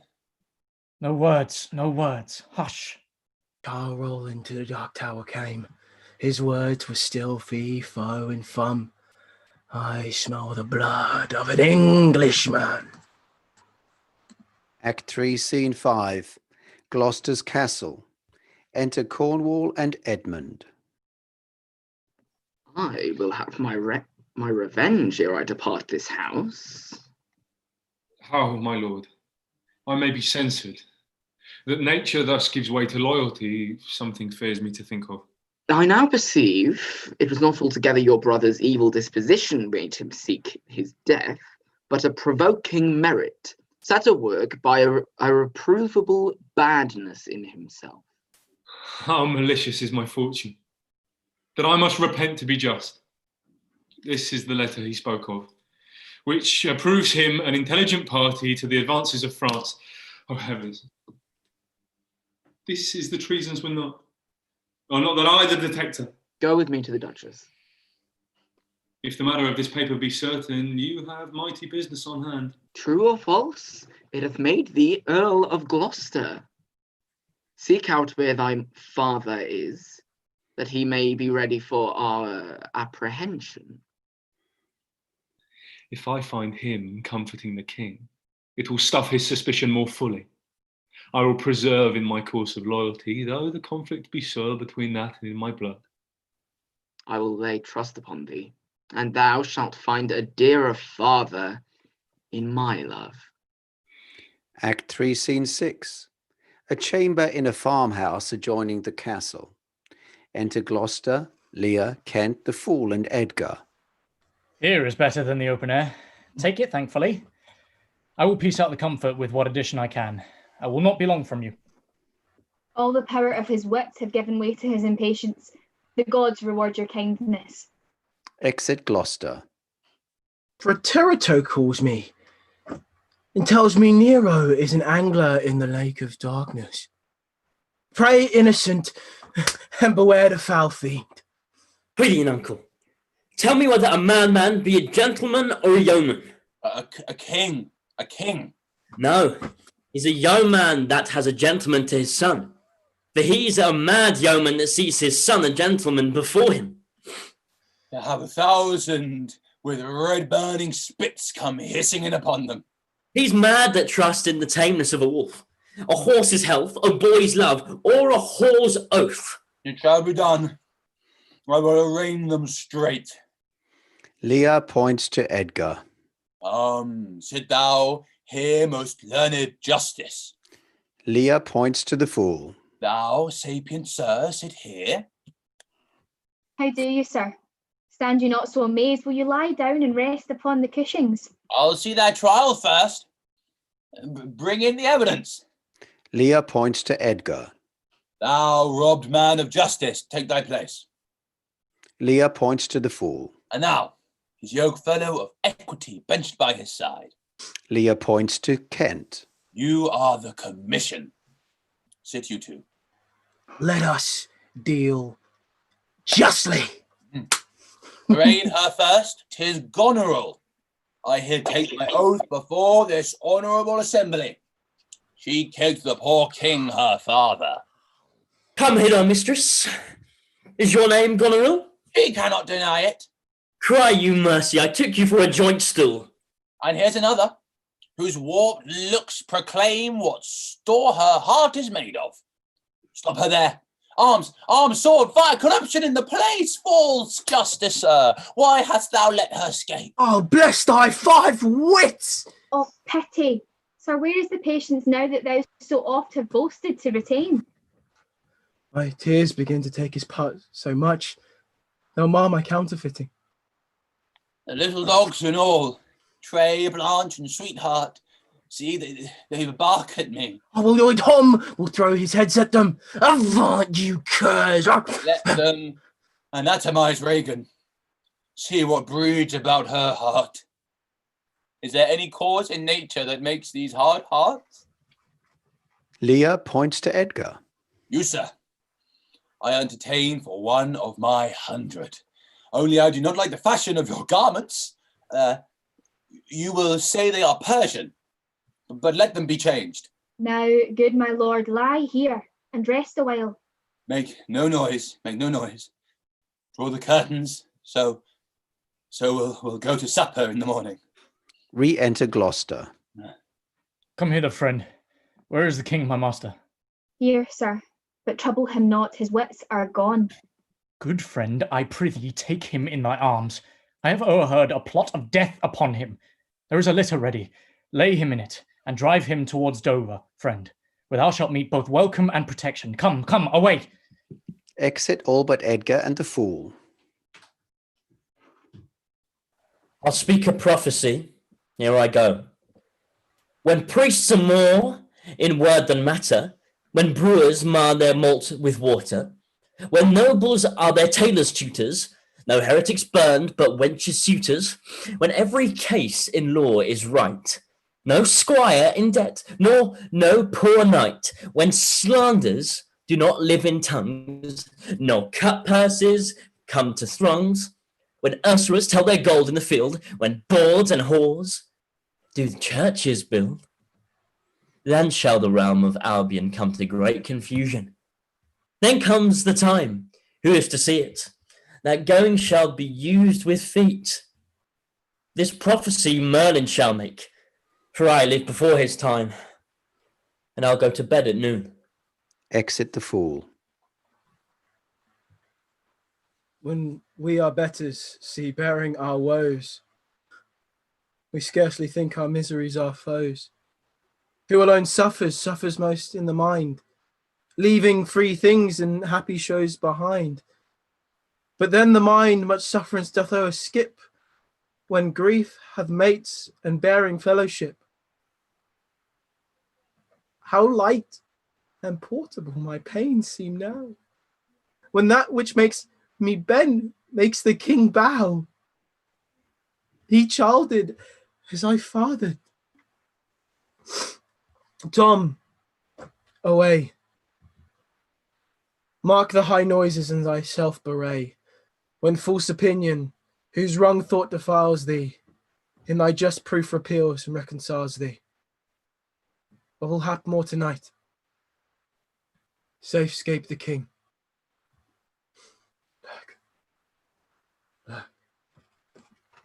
Act 3, Scene 7. Gloucester's Castle. Enter Cornwall, Regan, Goneril, Edmund, and head servant, as well as others. Most speedily to your lord, to my lord your husband, show him this letter. The army of France is landed. Seek out the villain Gloucester. Exit a messenger. Hang him instantly. Pluck out his eyes. Leave him to my displeasure. Edmund, keep you our sister company.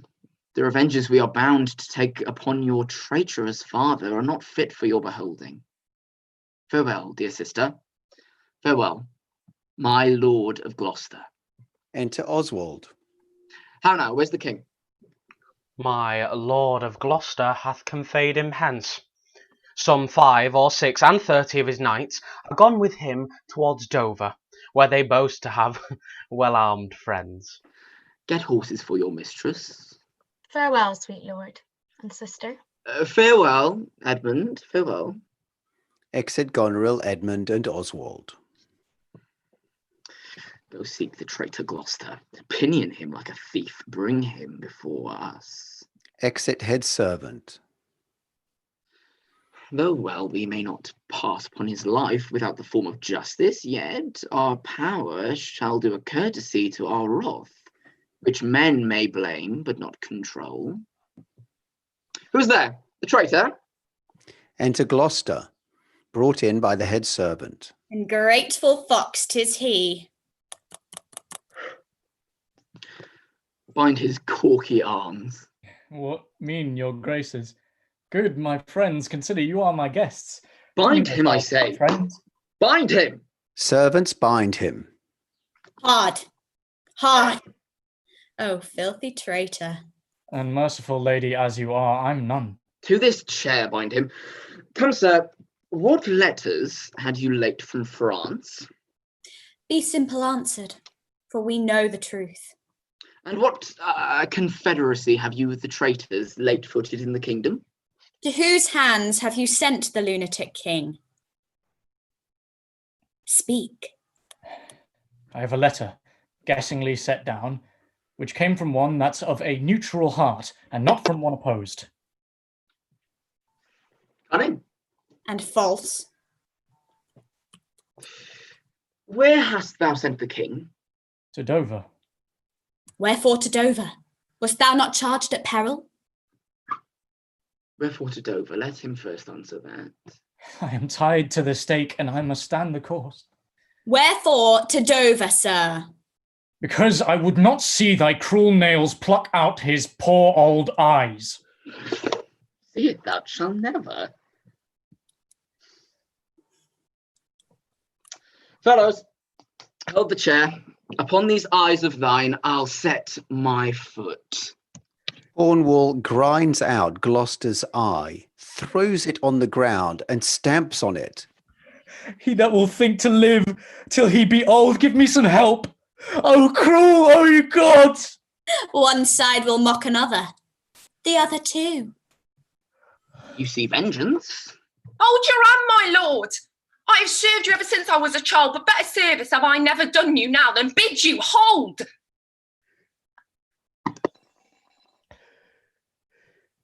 Oh, now, you dog. My villain. They draw and fight. Nay then, come on and take the chance of anger. Give me thy sword, a peasant, stand up thus. Regan stabs him in the back. Ah, I am slain. My lord, you have one eye left to see some mischief on him. Oh! Head servant dies. Lest it see more, prevent it. Out, vile jelly. Where is thy lustre now? Cornwall plucks out Gloucester's other eye. All dark and comfortless. Where's my son Edmund? Edmund, enkindle all sparks of nature to quit this horrid act. How treacherous villain, thou call'st on him that hates thee. It was he that made the overture of thy treasons to us, who is too good to pity thee. Oh, my follies. Then Edgar was abused. Kind gods forgive me that, and prosper him. Go, thrust him out at gates, and let him smell his way to Dover. A soldier drags out Gloucester. How is't, my lord? How look you? I have received a hurt. Follow me, lady. Turn out that eyeless villain, throw this slave upon the dunghill. Regan, I bleed apace, and timely comes this hurt. Give me your arm. There will now be a 10-minute intermission.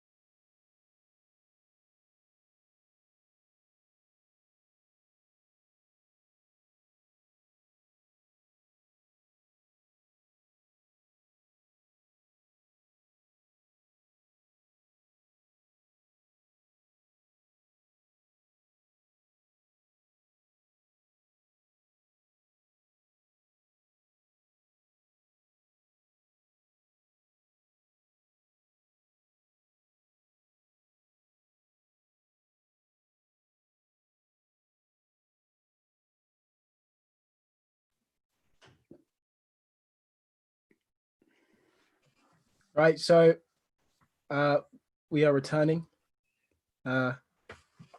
Act 4, Scene 1, The Heath. Enter Edgar. Yet better thus, and known to be contemned, than still contemned and flattered. To be worse, the lowest and most dejected thing of fortune, stands still in esperance, lives not in fear. The lamentable changes from the best, the worst returns to laughter. Welcome, then, thy unsubstantial air that I embrace. The wretch that thou hast blown unto the worst owes nothing to thy blasts.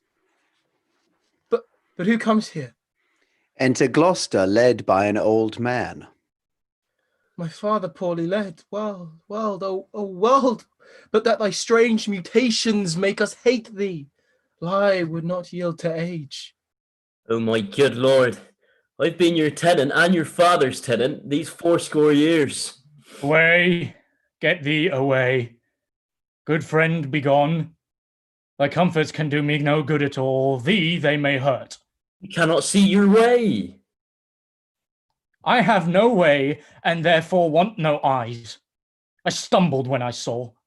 Full oft 'tis seen our means secure us, and our mere defects prove our commodities. Oh, dear son Edgar, the food of thy abused father's wrath. Might I but live to see thee in my touch, I'd say I had eyes again. How now? Who's there? Oh God, who is can say I am the worst? I am worse than e'er I was. 'Tis poor mad Tom. And worse I may be yet. The worst is not so long as we can say this is the worst. Fellow, where goest? Is it a beggar, man? Man and beggar too. He has some reason, else he could not beg. The last night's storm I such a fellow saw, which made me think a man a worm. My son came then into my mind, and yet my mind was then scarce friends with him. I have heard more since. All flies to wanton boys are we to the gods. They kill us for their sport. How should this be? Bad is the trade that must play fool to sorrow, angering itself in others. Ah, bless thee, master. Is that the naked fellow? Aye, my lord. Get thee away, if for my sake. Thou wilt o'ertake us hence a mile or twain in the way toward Dover. Do it for ancient love, and bring some covering for this naked soul, who I'll entreat to lead me. Alack, sir, he is mad. 'Tis the time's plague, when madmen lead the blind. Do as I bid thee, or rather do thy pleasure. Above the rest, be gone. I'll bring in the best apparel that I have. Come on, what will. Exit old man. Sirrah, naked fellow. Oh, poor Tom's a cold. I cannot dab it further. Come hither, fellow. Oh, and yet I must. Bless thy sweet eyes. They bleed. Knowst thou the way to Dover? Oh, both stile and gate, horseway and footpath. So bless thee, master. Here, take this purse. Thou whom the heavens' plagues have humbled to all strokes, that I am wretched, makes thee the happier. Heavens deal so still. There is a cliff, whose high and bending head looks fearfully in the confined deep. Bring me to the brim of it, and I'll repair the misery thou dost bear with something rich about me. From that place I shall no leading need. I'll give you thy arm. Poor Tom shall lead the way. Act 4, Scene 2, before Albany's palace. Enter Goneril and Edmund. Welcome, my lord. I marvel our mild husband has not met us on the way. Enter Oswald. Now, where's your master? Madam, within, but never a man so changed. I told him of the army that was landed. He smiled at it. I told him you were coming. His answer was, the worse. Of Gloucester's treachery and of the loyal service of his son, when I informed him, then he called me sot and told me I had turned the wrong side out. What most he should dislike seems pleasant to him. What, like offensive? Then you shall go no further. It is the coyish terror of his spirit that dares not undertake. He'll not feel wrongs which tie him to an answer. Our wishes on the way may prove effect. Back, Edmund, to my brother. Hasten his musters and conduct his powers. I must change arms at home and give the distaff into my husband's hands. This trusty servant shall pass between us, ere long you're like to hear, if you dare venture on your own behalf, a mistress's command. Wear this, spare speech. Goneril gives Edmund a favour. Decline your head.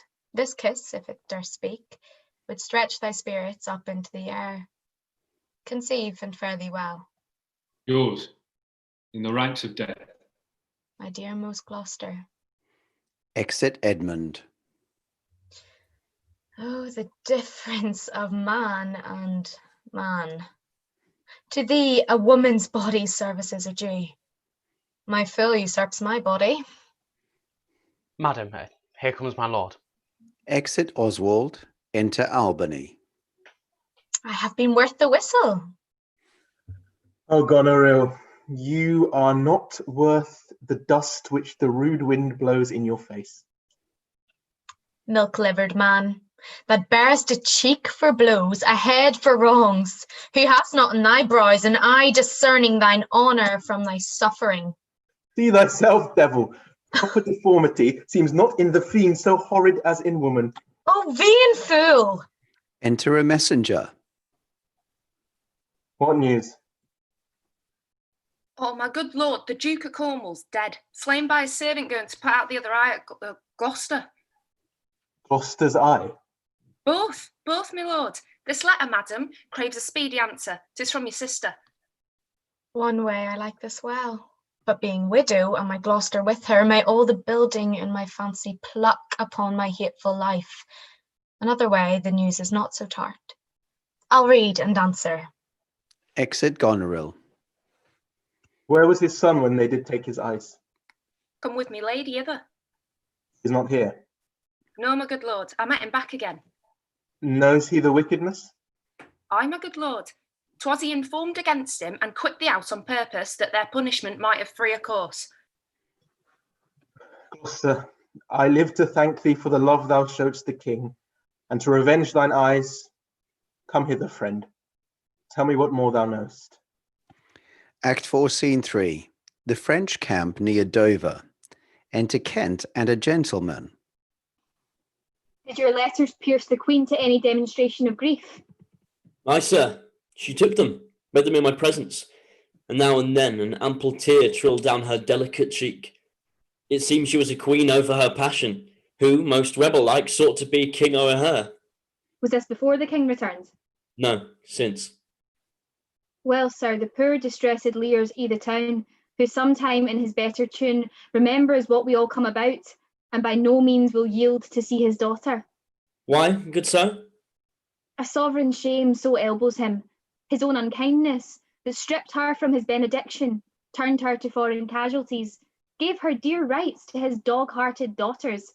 These things sting his mind so venomously, that burning shame detains him from Cordelia. Alack, poor gentleman. Of Albany's and Cornwall's power heard you not?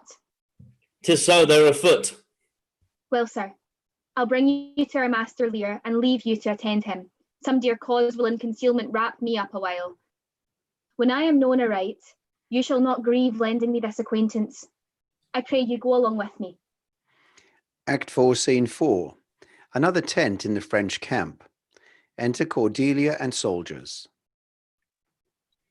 Alack, 'tis he. Why, he was met even now as mad as the vexed sea, singing aloud, crowned with rank furniture and furrow weeds, Donnelly and all the idle weeds that grow in our sustaining corn. A sentry sent forth, search every acre in the high-grown field and bring him to our eye. Exit an officer. Enter a soldier. News, madam. The British powers are marching hitherward. 'Tis known before. Our preparation stands in expectation of them. Oh, dear father, it is thy business that I go about. Therefore, great France my mourning and important tears hath pitied. No blown ambition doth our arms incite, but love. dear love, and our aged father's right. Soon may I hear and see him. Act 4, Scene 5, Gloucester's Castle. Enter Regan and Oswald. But are my brother's powers set forth? Aye, madam. Himself in person there? Madam, with much ado, your sister is the better soldier. Lord Edmund spake not with your lord at home. No, madam. What might import my sister's letter to him? I know not, lady. Faith, he is posted hence on a serious matter. It was great ignorance Gloucester's eyes being out to let him live. Where he arrives, he moves all hearts against us. Edmund, I think, is gone in pity of his misery to dispatch his knighted life, moreover to descry the strength of the enemy. I must needs after him, madam, with my letter. Our troops set forward tomorrow. Stay with us, the ways are dangerous. I may not, madam. My lady charged my duty in this business. Why should she write to Edmund? Might you not transport her purposes by word? Belike some things I know not what. Our lovely March, let me unseal the letter. Madam, I had rather... I know your lady does not love her husband. I am sure of that. And at her late being here, she gave some strange oelades and most speaking looks to noble Edmund. I know you are of her bosom. Aye, madam. I speak in understanding. You are. I know it. Therefore, I do advise you take this note. My lord is dead. Edmund and I have talked, and more convenient is he for my hand than for your lady's. You may gather more. If you do find him, pray you give him this. And when your mistress hears thus much from you, I pray you desire her, call her wisdom to her. So fare you well. If you do chance to hear of that blind traitor, preferment falls on him that cuts him off. Would I could meet him, madam, I should show what party I do follow. Fare thee well. Act 5, Scene 6, a field near Dover. Enter Gloucester and Edgar, dressed like a peasant. When shall I come to the top of that same hill? You do climb up it now. Look how we labour. Methinks the ground is even. Horribly steep. Hark, do you hear the sea? No, truly. Why then, your other senses grow imperfect by your eyes' anguish. So may it be indeed. Methinks thy voice is altered, and thou speakest in better phrase and matter than thou didst. Oh, you are much deceived. In nothing am I changed, but in my garments.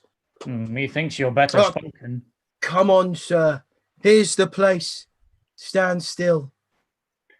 Oh, how fearful and dizzy 'tis to cast one eye so low. The fishermen that walk upon the beach appear like mice. I'll look no more, lest my brain turn and the deficient sight topple down the headlong. Set me where you stand. Oh, give me your hand. You are now within a foot of the extreme verge. For all beneath the moon would I not leap upright. Let go my hand. Here, friend, another purse. In it a jewel well worth the poor man's taking. Fairies and gods prosper it with thee. Go thou farther off. Bid me farewell and let me hear thee going. Now fare you well, good sir. With all my heart. Why do I trifle thus with his despair is done to cure it? Gloucester kneels down. O you mighty God, this world I do renounce, and in your sight shake patiently my great affliction off. If I could bear it longer, and not fall to quarrel with your great opposeless wills, my snuff and loathed part of nature should burn itself out. If Edgar live, oh, bless him. Now, fellow, fare thee well. Gloucester falls forward. Gone, sir, farewell. And yet I know not how conceit may rob the treasury of life, when life itself he is to the theft. Had he been where he thought by this, and thought had been past, alive or dead. Ho, you, sir, friends! Hear you, sir, speak! Thus might he pass indeed, yet he revives. What are you, sir? Away and let me die. Thy life's a miracle. Speak yet again. But have I fallen or no? Oh, from the dread summit of this chalky bourne. Look up a height. The shrill gorged lark so far cannot be seen or heard. Do but look up. Alack, I have no eyes. Is wretchedness deprived that benefit to end itself by death? 'Twas yet some comfort when misery could beguile the tyrant's rage and frustrate his proud will. This is above all strangeness. Upon the crown of the cliff, what thing was that which parted from you? A poor, unfortunate beggar. Oh, as I stood here below, methought his eyes were two full moons. He had 1,000 noses, horns welt and waved like the enraged sea. It was some fiend. Therefore, thou happy master, think that the clearest gods, who make them honours of men's impossibilities, have preserved thee. I do remember now.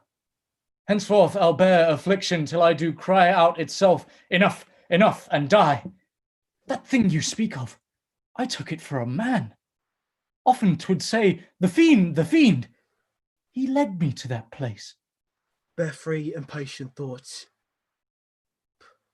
But who comes here? Enter Lear, fantastically dressed with wild flowers. No, they cannot touch me for crying. I am the king himself. Oh, thou side-piercing sight.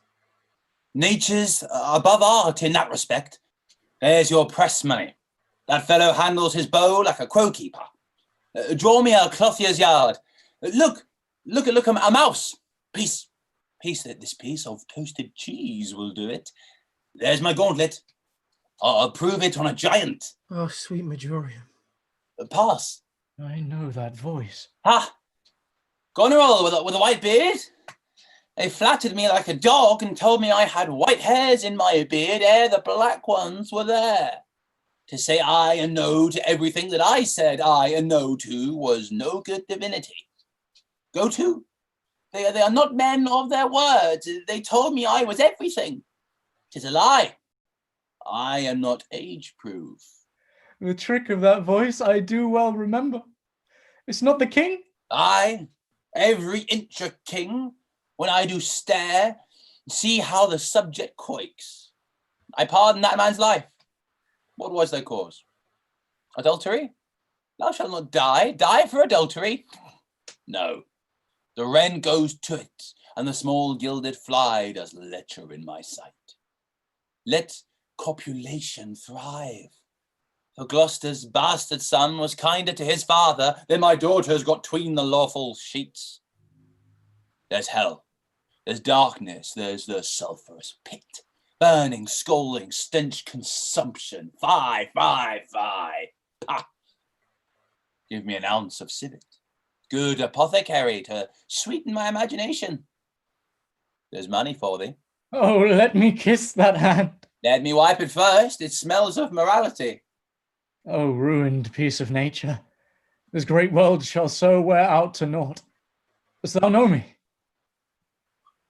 I remember thine eyes well enough. Dost thou squinny at me? No, do thy worst, blind Cupid, I'll not love. Read thou this challenge. Mark but the penning of it. Were all the letters sons, I could not see one. I would not take this from report. It is, and my heart breaks. Read. What, with the case of eyes? Oh, are you there with me? No eyes in your head, nor no money in your purse? Your eyes are in a heavy case, your purse in the light. Yet you see how this world goes. I see it feelingly. What? Art mad? A man may see how this world goes with no eyes. Look with thine ears, see how yon justice rails upon yon simple thief. Thou hast seen a farmer's dog bark at a beggar, Aye, sir. Nay, and the creature run from the cur, There thou might behold the greater image of authority, a dog's obeyed in office. Get thee glass eyes, and like a scurvy politician, seem to see things that thou dost not. Now, pull off my boots. Harder, so. Oh, matter and impertinence mixed. Reason in madness. If thou wilt weep my fortunes, take my eyes. I know thee well enough. Thy name is Gloucester. Thou must be patient. We came carrying hither. Thou know'st, the first time that we smell the air, we wail and cry. I will preach to thee, mark. Alack the day. When we are born, we cry that we are come to this great stage of fools. This is a good block. If were a delicate stratagem to shoe a troop of horse with felt, I'll put it in proof. And when I have stolen upon these son-in-laws, then kill, kill, kill, kill, kill. Enter a gentleman with attendants. Here he is. Lay hand upon him. Sir, your most dear daughter. No rescue? What, a prisoner? I am even the natural fool of fortune. Use me well, you shall have a ransom. Let me have surgeons, I'm cut to the brains. You shall have anything. I will die bravely, like a bridegroom. What? I will be jovial. Come, I am a king. Masters, know you that? You are a royal one, and we obey you. Then there's life in it. Come, and you get it. You shall get it with running, sa. Lear runs away as attendants rush after him. The sight most pitiful in the meanest wretch. Past speaking of in a king. Thou hast one daughter who redeems nature from the general curse, which twain have brought her to. Hail, gentle sir. Sir, speed you. What's your will? Do you hear aught, sir, of a battle toward? Most sure and vulgar. Everyone hears that which can distinguish sound. But by your favour, how near's the other army? Near and on speedy foot. The main desk cry stands on the owly thought. I thank you, sir. Exit the gentleman. You ever gentle gods, take my breath from me. Let not my worser spirit tempt me again to die before you, please. Oh, well, pray you, master. Now, good sir, what are you? a most poor man, made tame in fortune's blows, who, by the art of knowing and feeling sorrows, and pregnant to good pity. Give me your hand, I'll lead you to some binding. Hearty thanks. The bounty and the benison of heaven, to boot and boot. Enter Oswald. I've proclaimed prize most happy. That eyeless head of thine was first framed flesh to raise my fortunes. Thou old unhappy traitor, briefly thyself remember, the sword is out that must destroy thee. Edgar blocks Oswald's attack on Gloucester. Wherefore, bold peasant, darest thou support a published traitor? Hence, lest that the infection of his fortune take like hold on thee. Let go his arm, let go, slave, or thou diest. They fight, and Edgar knocks him down. Slave, thou hast slain me. Villain, take my purse. If ever thou wilt thrive, bury my body.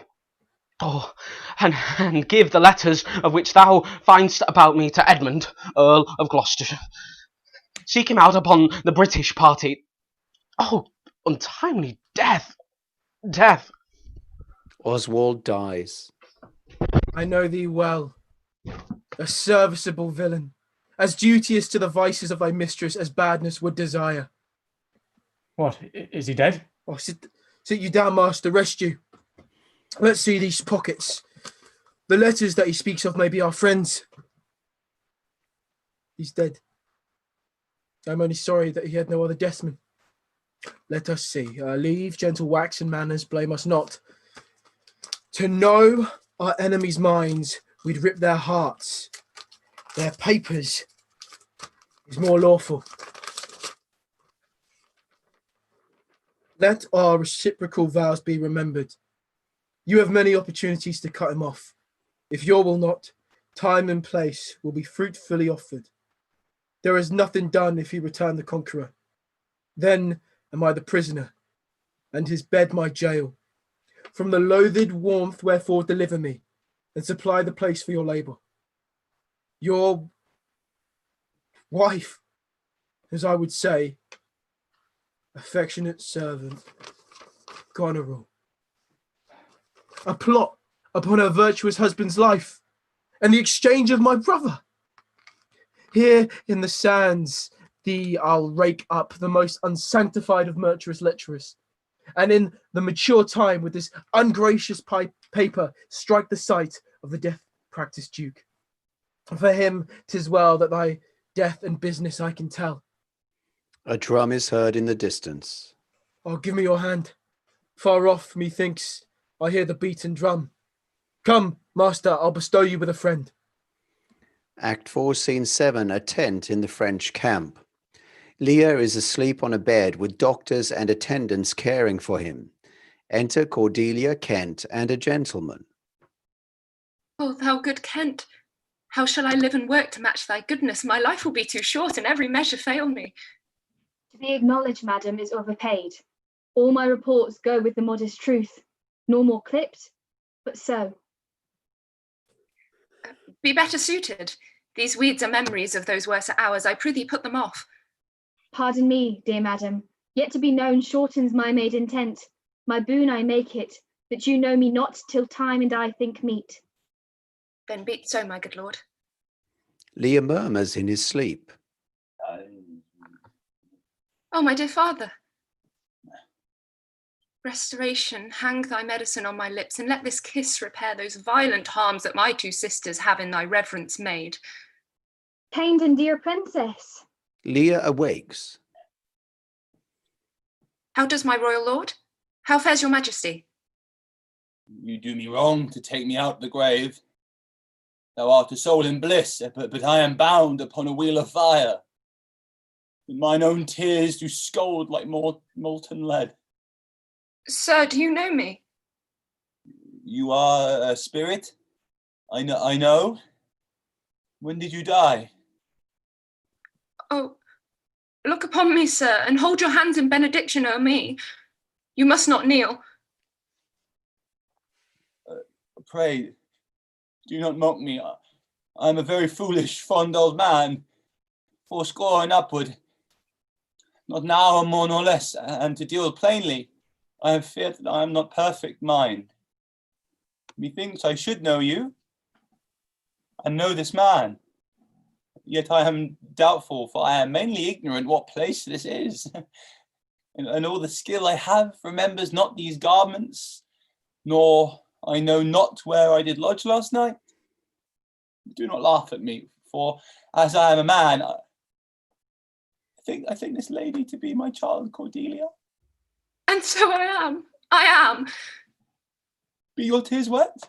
Yes, faith, I pray. And weep not. If you have poison for me, I will drink it. I know you do not love me, for your sisters have, as I do remember, done me wrong. You have some cause. They have not. No cause. Am I in France? In your own kingdom, sir. Oh, do not abuse me. Wilt please your highness walk? You must bear with me. Pray you now, forget and forgive. I am old and foolish.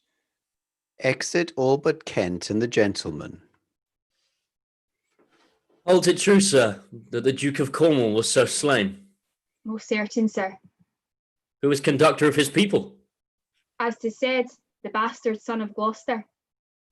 They say Edgar, his banished son, is with the Earl of Kent in Germany. Report is changeable. 'Tis time to look about. The powers of the kingdom approach apace. The arbitrament is like to be bloody. Fare you well, sir. Exit the gentleman. My point and period will be throughly wrought, or well or ill, as this day's battles fought. Act 5, Scene 1, the British camp near Dover. Enter Edmund, Regan, a messenger, and soldiers. Know of the Duke if his last purpose hold, or whether since he is advised by aught to change his course, he's full of alteration and self-reproving. Bring his constant pleasure. A messenger nods and exits. Our sister's man is certainly miscarried. 'Tis to be doubted, madam. Now, sweet lord, you know the goodness I intend upon you. Tell me but truly, but then speak the truth. Do you not love my sister? In honoured love?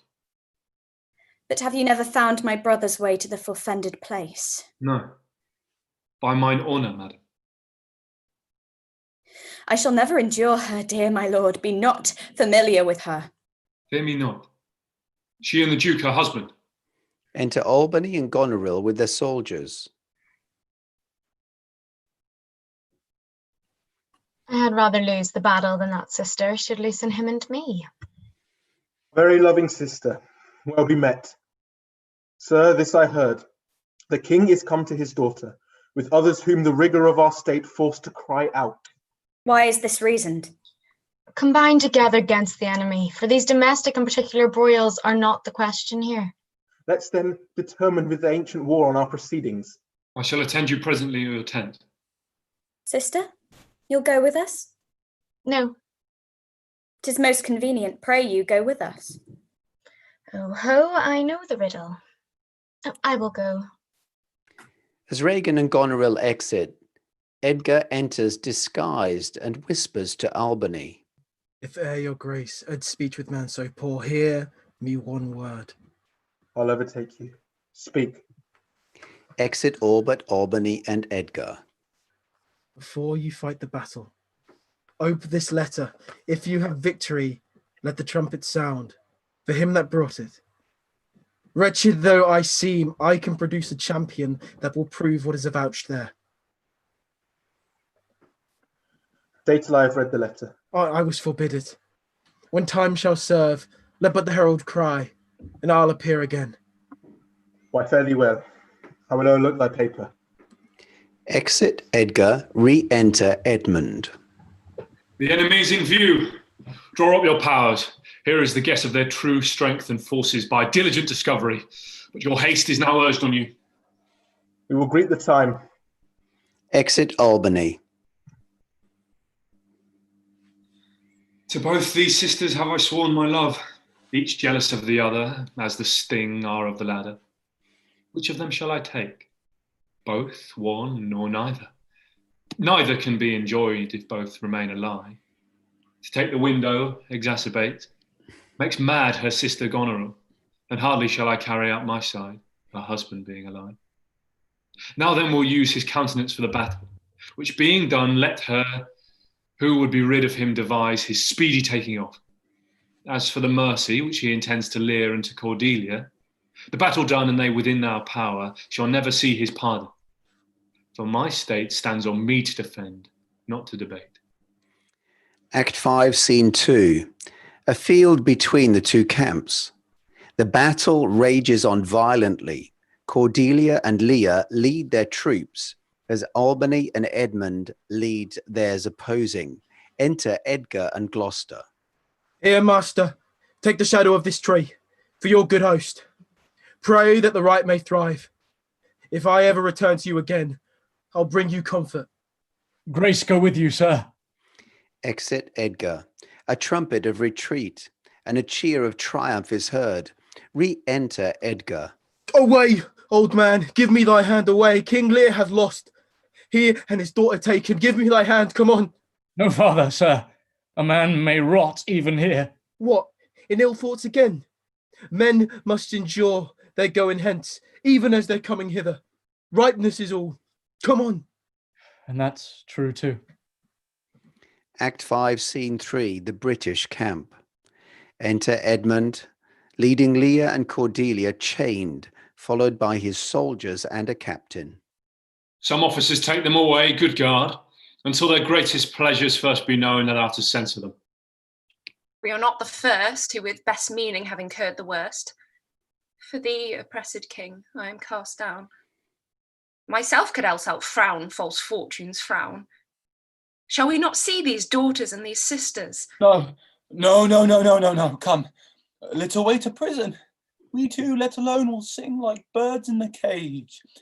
When thou dost ask me blessing, I'll kneel down and ask of thee forgiveness. So we'll live and pray and sing and tell old tales and laugh at gilded butterflies and hear poor rogues talk of court news. And we'll talk to them too, who loses and who wins, who's in, who's out, and take upon the mystery of things as if we were God's spies. And we'll wear out in a walled prison packs and sets of great ones that ebb and flow by the moon. Take them away. Lear and Cordelia are taken away. Come hither, Captain, hark. Take thou this note, go follow them to prison. One step I have advanced thee. If thou dost as this instructs thee, then thou dost make thy way to noble fortunes. I'll do it, my lord. About it, and right happy when thou'st done. Mark, I say, instantly, and carry it so as I have set it down. If it be man's work, I'll do it. Exit the captain. Enter Albany, Goneril, Regan, and soldiers. Sir, you have shown today your valiant strain, and fortune led you well. You have the captives that were the opposites of this day's strife. We do require them of you, so to use them as we shall find their merits and our safety may equally determine. Sir, I thought it fit to send the old and miserable king to some retention. With him I sent the queen. My reason all the same, and they are ready tomorrow, or a further space, to appear where you shall hold your session. Sir, by your patience I hold you as subject, but a subject of this war, not as a brother. That is as we list to grace him. Methinks our pleasure might have been demanded ere you had spoke so far. He led our powers, bore the commission of my place and person, the which immediacy may well stand up and call itself your brother. Not so hot. In his own grace he doth exalt himself, more than in your edition. In my rights, by me invested, he compeers the best. That were the most if he should husband you? Jesters oft do prove prophets. Holla, holla! That eye that told you so looked but a squint. Lady, I am not well, else I should answer from a full-flowing stomach. General, take thou my soldiers, prisoners, patrimony. Dispose of them of me. The walls are thine. Witness the world that I create thee here, my lord and master. Mean you to enjoy him? The let alone lies not in your goodwill. Nor in thine, lord. Half-blooded fellow, yes.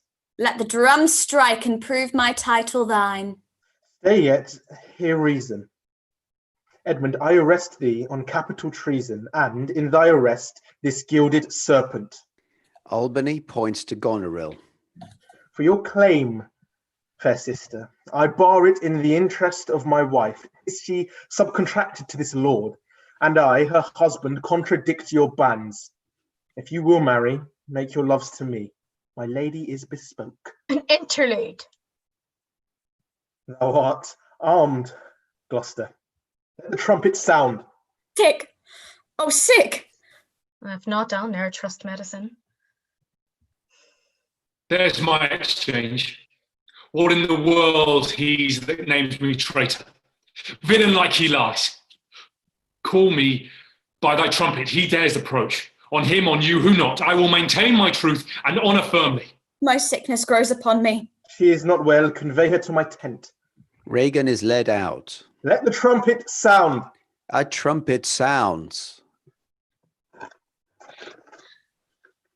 If any man of quality or degree within the lists of the army will maintain upon Edmund, supposed Earl of Gloucester, that he is a manifold traitor, let him appear by the third sound of the trumpet.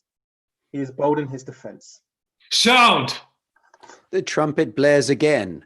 Enter Edgar armed. What are you? Your name, your quality, and why answer this present summons?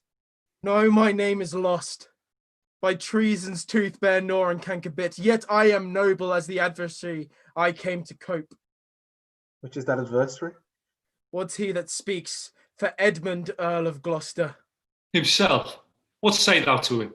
Draw thy sword, that if my speech offend a noble heart, thy arm may do thee justice. Here is mine. Behold, it is my privilege, the privilege of mine honours, mine own, my oath and my profession. I protest, maugre thy strength, place, youth, and eminence, Despite thy victor's sword and fire new fortune, thy valour and thy heart, thou art a traitor. False to thy gods, thy brother and thy father, conspirant against this high illustrious prince, and from the extremest upward of thy head to the descent and dust below thy foot, a most toad spotted traitor. Say thou no, this sword, this arm, and my best spirits are bent to prove upon thy heart whereto I speak, thou liest. In wisdom I should ask thy name, but since thy outside looks so fair and warlike, and that thy tongue some say of breeding breath, what safe and nicely I might well delay. By rule of knighthood I disdain and spurn, back do I toss these treasons to thy head. With the hell-hated liar thy heart, which, for yet they glance by and scarcely bruise, this sword of mine shall give them instant way, where they shall rest forever. Trumpets, speak! They fight. Edmund falls. Save him! Save him! This is practice, Gloucester. By the law of arms, thou wast not bound to answer, and unknown opposite, thou art not vanquished, but cozened and beguiled. Shut your mouth, king, or this paper shall I stop it. Hold, sir, thou worse than any name. Read thine own evil. No tearing, lady, I perceive you know it. Albany throws the treacherous letter to Edmund. Say, if I do, the laws are mine, not thine. Who can arraign for me for it? Most monstrous. Oh, knowest thou this paper? Exit Goneril. Ask me not what I know. Go after her. He's desperate. Govern her. Exit a soldier. What you have charged me with that, I have done, and more, much more. The time will bring it out. 'Tis past, and so am I. What art thou? Thou hast this fortune on me. If thou art noble, I do forgive thee. Let's exchange charity. I am no less in blood than thou art, Edmund. If more, the more thou hast wronged me. My name is Edgar, and thy father's son. The gods are just, and our pleasant vices make instruments to plague us. The dark and vicious place where thee he got cost him his eyes. Thou hast spoken right. 'Tis true. The wheel is come full circle. I am here. Methought thy very gait did prophesy a royal nobleness. I must embrace thee. Let sorrow split my heart if ever I did hate thee or thy father. Worthy prince, I know it. Where have you hid yourself? How have you known the miseries of your father? By nursing them, my lord. List a brief tale, and whence 'tis told, oh, that my heart would burst. The bloody proclamation to escape that followed me so near. Oh, our lives' sweetness, that we the pain of death would hourly die rather than die at once. Taught me to shift into a madman's rags, to assume a semblance the very dogs disdain. And in this habit met I my father with his bleeding rings, their precious stones new lost. Became his guide, led him, begged for him, saved him from despair, never revealed myself unto him until some half hour passed when I was armed. Not sure, though hoping of this good success, I asked his blessing, and from first to last told him my pilgrimage. But his forward heart, alack, too weak the conflict to support, twixt two extremes of passion, joy and grief, burst smilingly. This speech of yours hath moved me, and shall perchance do good. But speak you on, you look as if you had something more to say. If there be more woeful, hold it in, for I am almost ready to dissolve, hearing of this. Enter a gentleman with a bloody knife. Help! Help! Oh, help! What kind of help? Speak, man. What means this bloody knife? His heart, it smokes. It came even from the heart of... she's dead! Who's dead? Speak, man. Your lady, sir. Your lady. And her sister, by her is poisoned. She confesses it. I was contracted to them both. All three now marry in an instant. Here comes Kent. Produce their bodies, be they alive or dead. This judgment of heavens that makes us tremble touches us not with pity. Exit the gentleman. Enter Kent. Oh, is this she? The time will not allow compliment which very manner urges.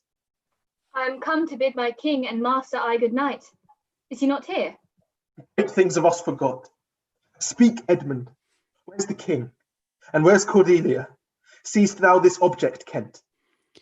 The bodies of Goneril and Regan are brought in. Alack, why thus? Yet Edmund was beloved, the one the other poisoned for my sake, and after slew herself. Even so, cover their faces. I part for life. Some good I mean to do, despite of mine own nature. Quickly send, be brief in it, to the castle, for thy writ is on the life of Lear and of Cordelia. Nay, send in time. Run, run, oh run, haste thee for thy life. Exit Edgar. He hath commissioned from thy wife and me to hang Cordelia in the prison, and to lay the blame upon her own despair, that she did forbid herself. The gods defend her, bear him hence a while. Edmund is taken off. Re-enter Lear with Cordelia dead in his arms, Edgar and others following. Howl! Howl! Howl! Oh, you are men of stones! Had I your tongues and eyes, I'd use them so that the heavens' vault should crack. She's gone forever. I know when one is dead and when one lives. She is dead as earth. Lend me a looking glass. If that her breath will mist or stain the stone, why then she lives. Is this the promised end? What image of that horror? Fall and cease. This feather stirs. She lives. If it be so, it is a chance which does redeem all sorrows that ever I have felt. Oh, my good master. Prithee, away. 'Tis your noble friend, Kent. A plague upon you. Murderers, traitors all. I might have saved her, and now she's gone forever. Cordelia, Cordelia, stay a little, huh? What is't thou sayest? Her voice was ever soft, gentle, and low, an excellent thing in woman. I killed that slave that was hanging her. Lear turns toward Kent again. Who are you? My eyes are not the best, but I'll tell you straight that this is dull sight, but are you not Kent? The same. Your servant Kent. Where is your servant Caius? He's a good fellow, I can tell you that. He'll strike, and quickly too. He's dead and rotten. No, my good lord, I am the very one. I'll see that straight.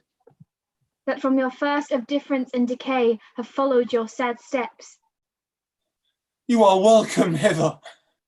Enter the gentleman. Edmund is dead, my lord. That's but a trifle here.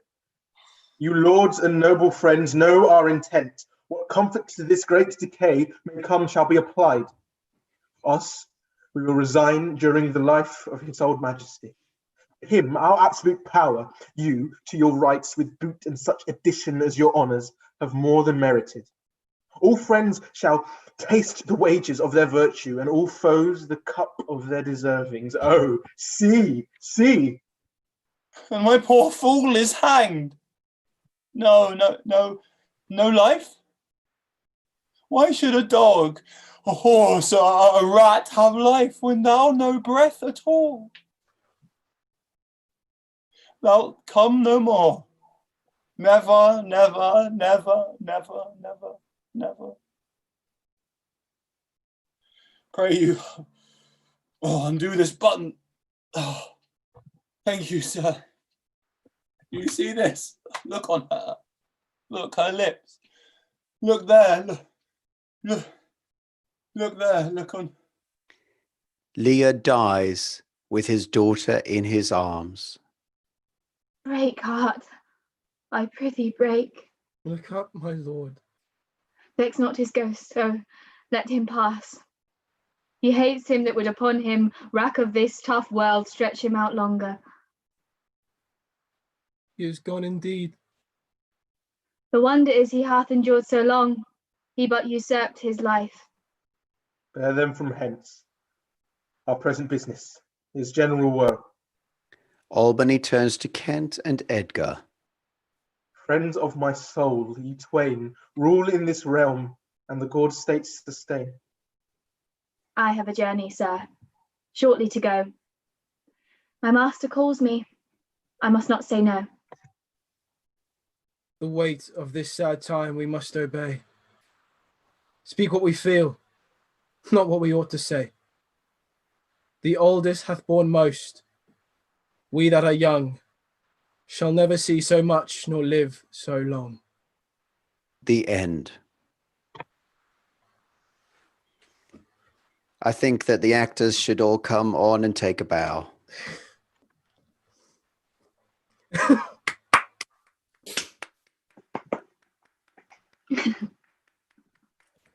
I want to see some bows here. That was amazing.